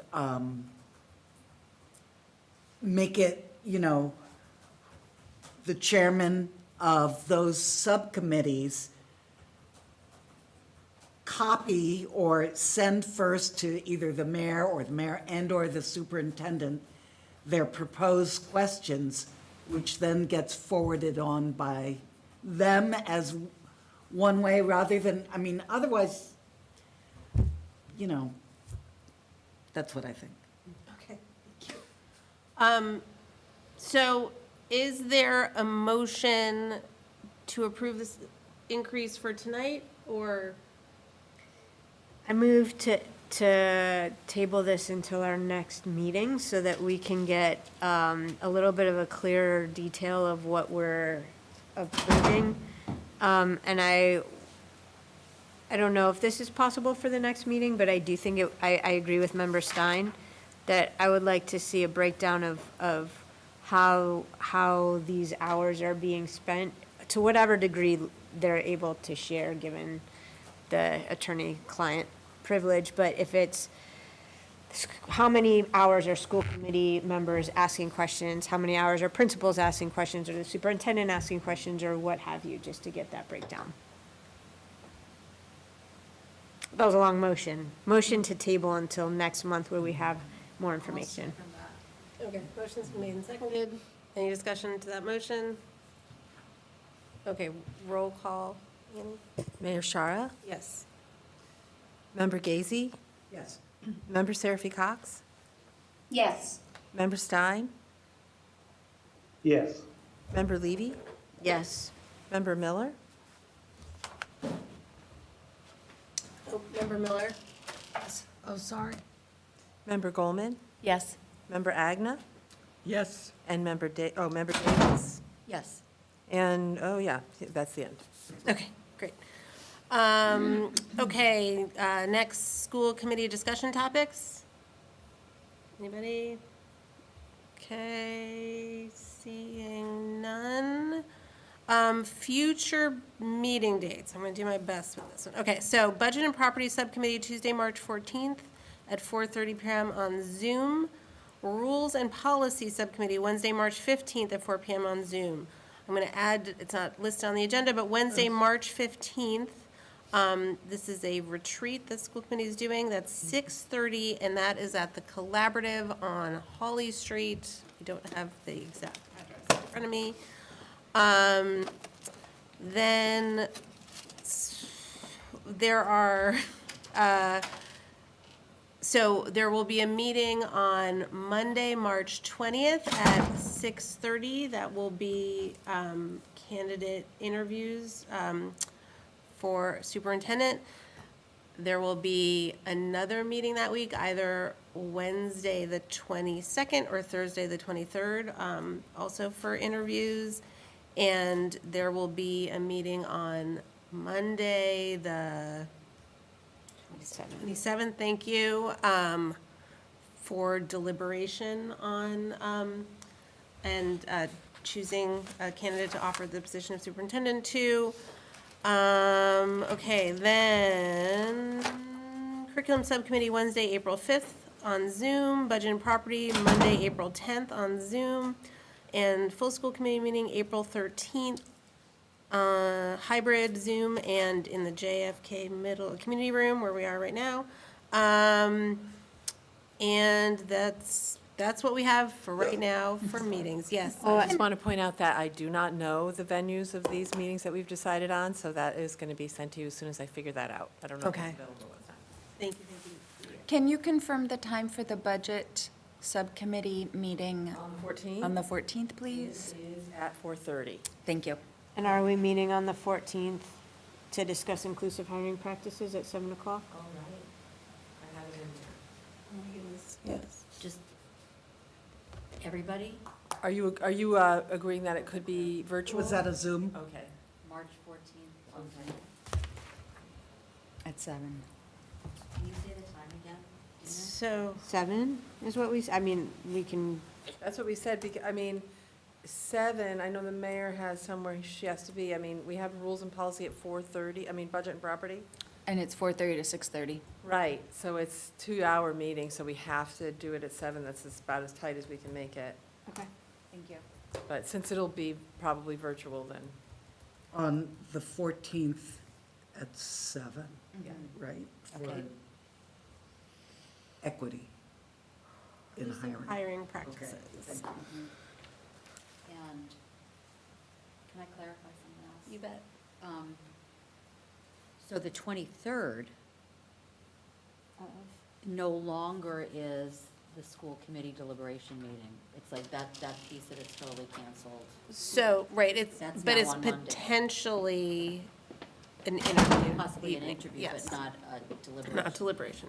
It was previously scheduled for a budget discussion, Yeah. but we're not going to use it for that. When are we talking about the budget, though? That is a good question. So we could keep that for budget. That would be, The 23rd. Instead of interviews. well, I was gonna say that'd be a lot. That, because that would be Monday, Wednesday. Monday, Wednesday, Thursday, Monday. Right. But do we have another date?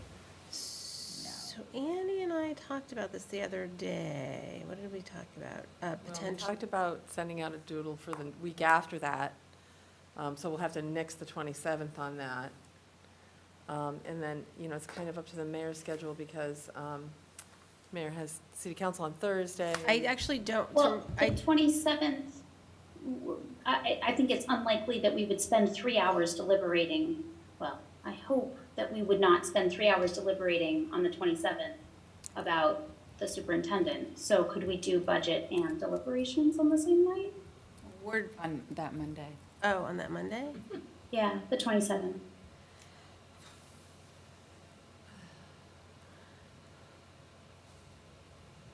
I just have no idea how long we will want. The other thing I was gonna throw out there is actually, for April, city council switches up their calendar, and I don't have a meeting on the 6th. Oh, you don't? No. I don't. I have a meeting on the 13th, but I've told them I'm not sure that I can attend that. But there isn't one on the 6th. We could make a meeting on the 6th. We have one on the 13th, so we could make it on the 6th. I'd rather not move our full committee, our second budget review, like, we don't even have our budget books yet, and so I'd like us to have a budget meeting before too long, so that we can, when we have this next level, either on the 23rd or the 27th, or the week of the 27th, but I having it so tight is a little Is the 30th out for you, Mayor? bumpy for I me. cannot do the 30th, because that is when the city council is meeting. And just the 6th is Passover. Passover, right? Okay. Oh, What is the date by which the budget needs to be? 45 days, the 14th, April 14th. And you're saying, Kaya, we need 2 more budget conversations. I'm saying we need to have our next one in time to have a third one if we need it. And we always have. yep.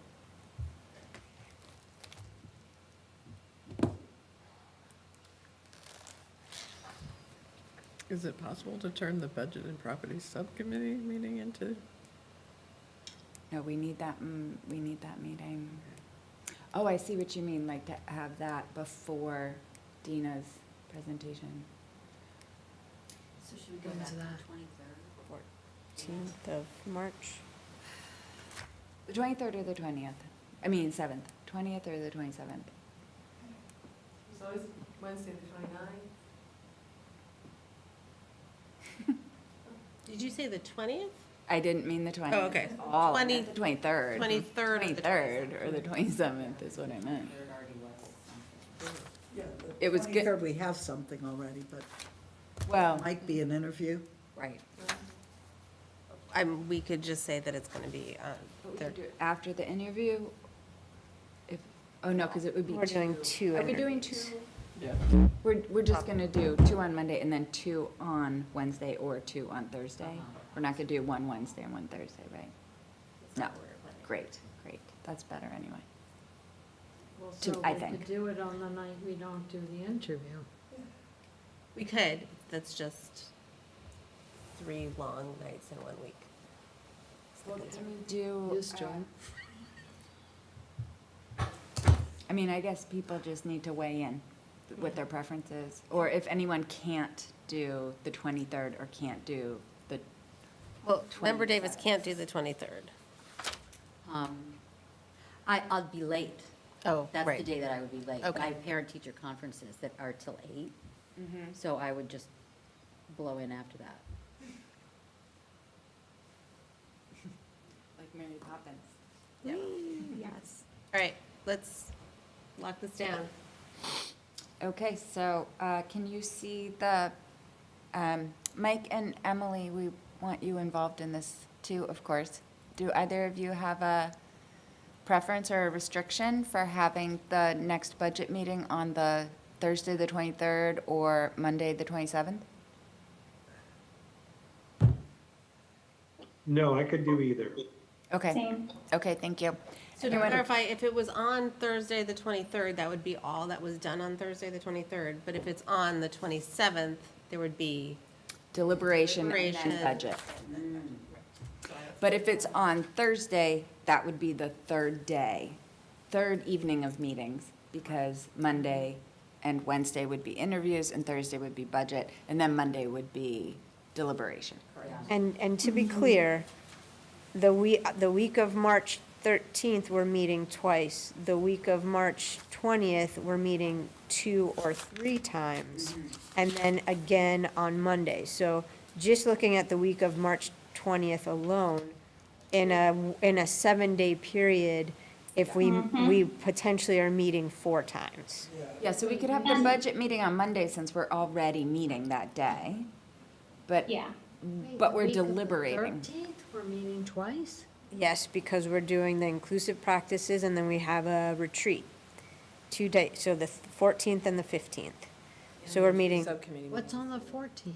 the inclusive, you don't have to come. On Zoom. Oh, the one I can see. Well, Yeah. I'll be working anyway. Okay. So I'm gonna put a vote in, even though it might make for a very stressful meeting. I put a vote in to add it on the 27th. Monday, the 27th. Does anyone else have a strong preference? Can I just say, I would go with the 27th as well, but I think that, this might sound obnoxious, I think that we would need to really know that we need to be disciplined about speaking and time and structure, and the two really important things that we're talking about. Like, I think that everybody, of course, comes in with the intention of doing that, but those are both things that we need to really, we really have to deliberate well and thoughtfully, and we also, the budget business. I also just want to check in with Bobby and Dr. Pearson Campbell, because they're two very critical voices in the budget conversation, and I just want to make sure the two of you could do Monday, the 27th. Thank you, Dina. At this point in time, yes, but I can't guarantee my schedule right now. But we'll work around it. Then I can, yep. Yep. Okay. Member Stein, did you want to say something? Yeah, I just wanted to say, just picking up on Member Davis's point, you know, I guess I agree with what she said. I guess my only concern with the 27th, and I think it's still better to have it the 27th and the 23rd, is that there are going to be a lot of budget questions from all of you. And I want to make sure people don't feel rushed getting those answers. You're going to get your books probably in the next couple of days. There'll be a budget and property subcommittee meeting next week. And then the first time you'll really have a chance to ask questions would be at that meeting. So I just want people to hold in mind that it's going to be a late night. I also want to encourage people to email questions to Bobby and Dr. Pearson Campbell. Like, yes, we want to ask questions, Yes. but you can get your questions answered ahead of time as well. Yeah, that would be very helpful. Thank you. Okay. Yeah. I'm a little worried that there's going to be a lot of deliberation about the superintendents. Yeah. It's going to be a late night because we can't give that short shrift. No. Well, It's going to take a while. Can we, you know, we might not be able to finish all of the budget questions at that point, but it's a chunk. So Yeah. maybe set, like, we'll discuss the budget from the time we make our decision till 10:30 or something, rather than, you know, our usual things like tonight. And in the morning. Okay, let me get a member, Sarah Cox. And then, not that they wouldn't be answered, we'd have to obviously schedule some more, but just put a little limit on that on Monday. Okay, member Sarah Cox. I agree with Member Gazy, and apologies if y'all in person worked this out and I wasn't able to follow, but did you determine that April, the first week of April is out? Like, we wouldn't be able to do the meeting that week? I think it's too late in the budget season for our second budget meeting because, We might have to add another one anyway. yeah. That was the discussion, member Sarah Cox. Understood. Okay, member Levy.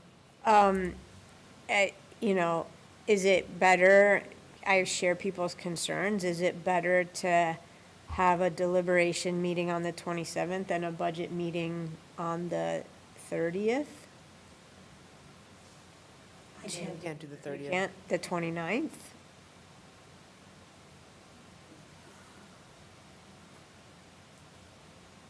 It's just a question of like two shorter meetings or one longer meeting. We've had this conversation I go with before. Me too. Could I ask if we could do a budget meeting all virtual? Make it easier for everybody?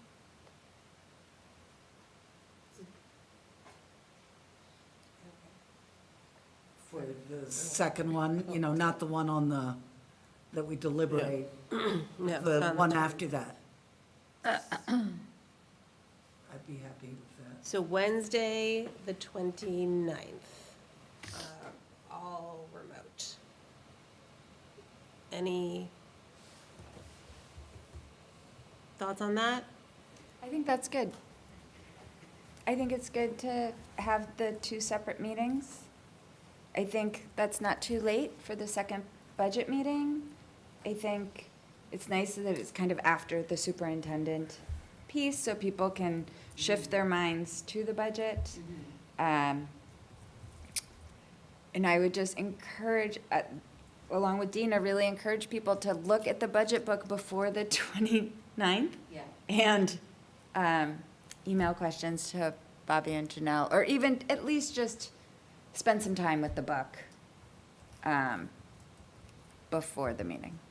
So, yeah, you're at least just familiar with what's going on. Yeah, my only concern is these are not going to be two shorter meetings. They're just going to be. I also wonder if there'll be two very long meetings. Okay. All right. So we are back to either the 22nd or the 23rd for interviews? Yes. Okay. Yes. I think this one's Okay. And then deliberation on the 27th for superintendent, budget on the 29th of March at 6:30, and that is remote meeting. Annie, would you please send an email to outline the this, committee yes. with all of these? Yep. Thank you so much. I'm gonna have to do that for myself. Just for my sake, budget and either, both deliberations meeting and budget meeting, starting at what time? 6:30. Yeah, okay. And location needs to be decided too. Well, so the Monday deliberation location needs to be decided, right, Annie? Yes. Because it can't necessarily be here, right? Well, Is there's that- yoga here on Mondays. So most likely not here. I'll maybe in the hearing room. I'll try to make it in We'll the, have to see if the hearing room's. right. Or we can. Or city council chambers. I mean, there's a number of places we could do at the high school. We'll just have to see what's available. Okay, but the 29th, that's remote, okay. The 29th is remote, doesn't need. That'll all location. come through in the email. Yep, okay. Thank you. We're done, okay. All right, so executive session. We are going into executive session. We will be adjourning from executive session, so anyone who's still with us, we say goodnight to you and thank you for joining us. Will someone please make a motion? I'll do it.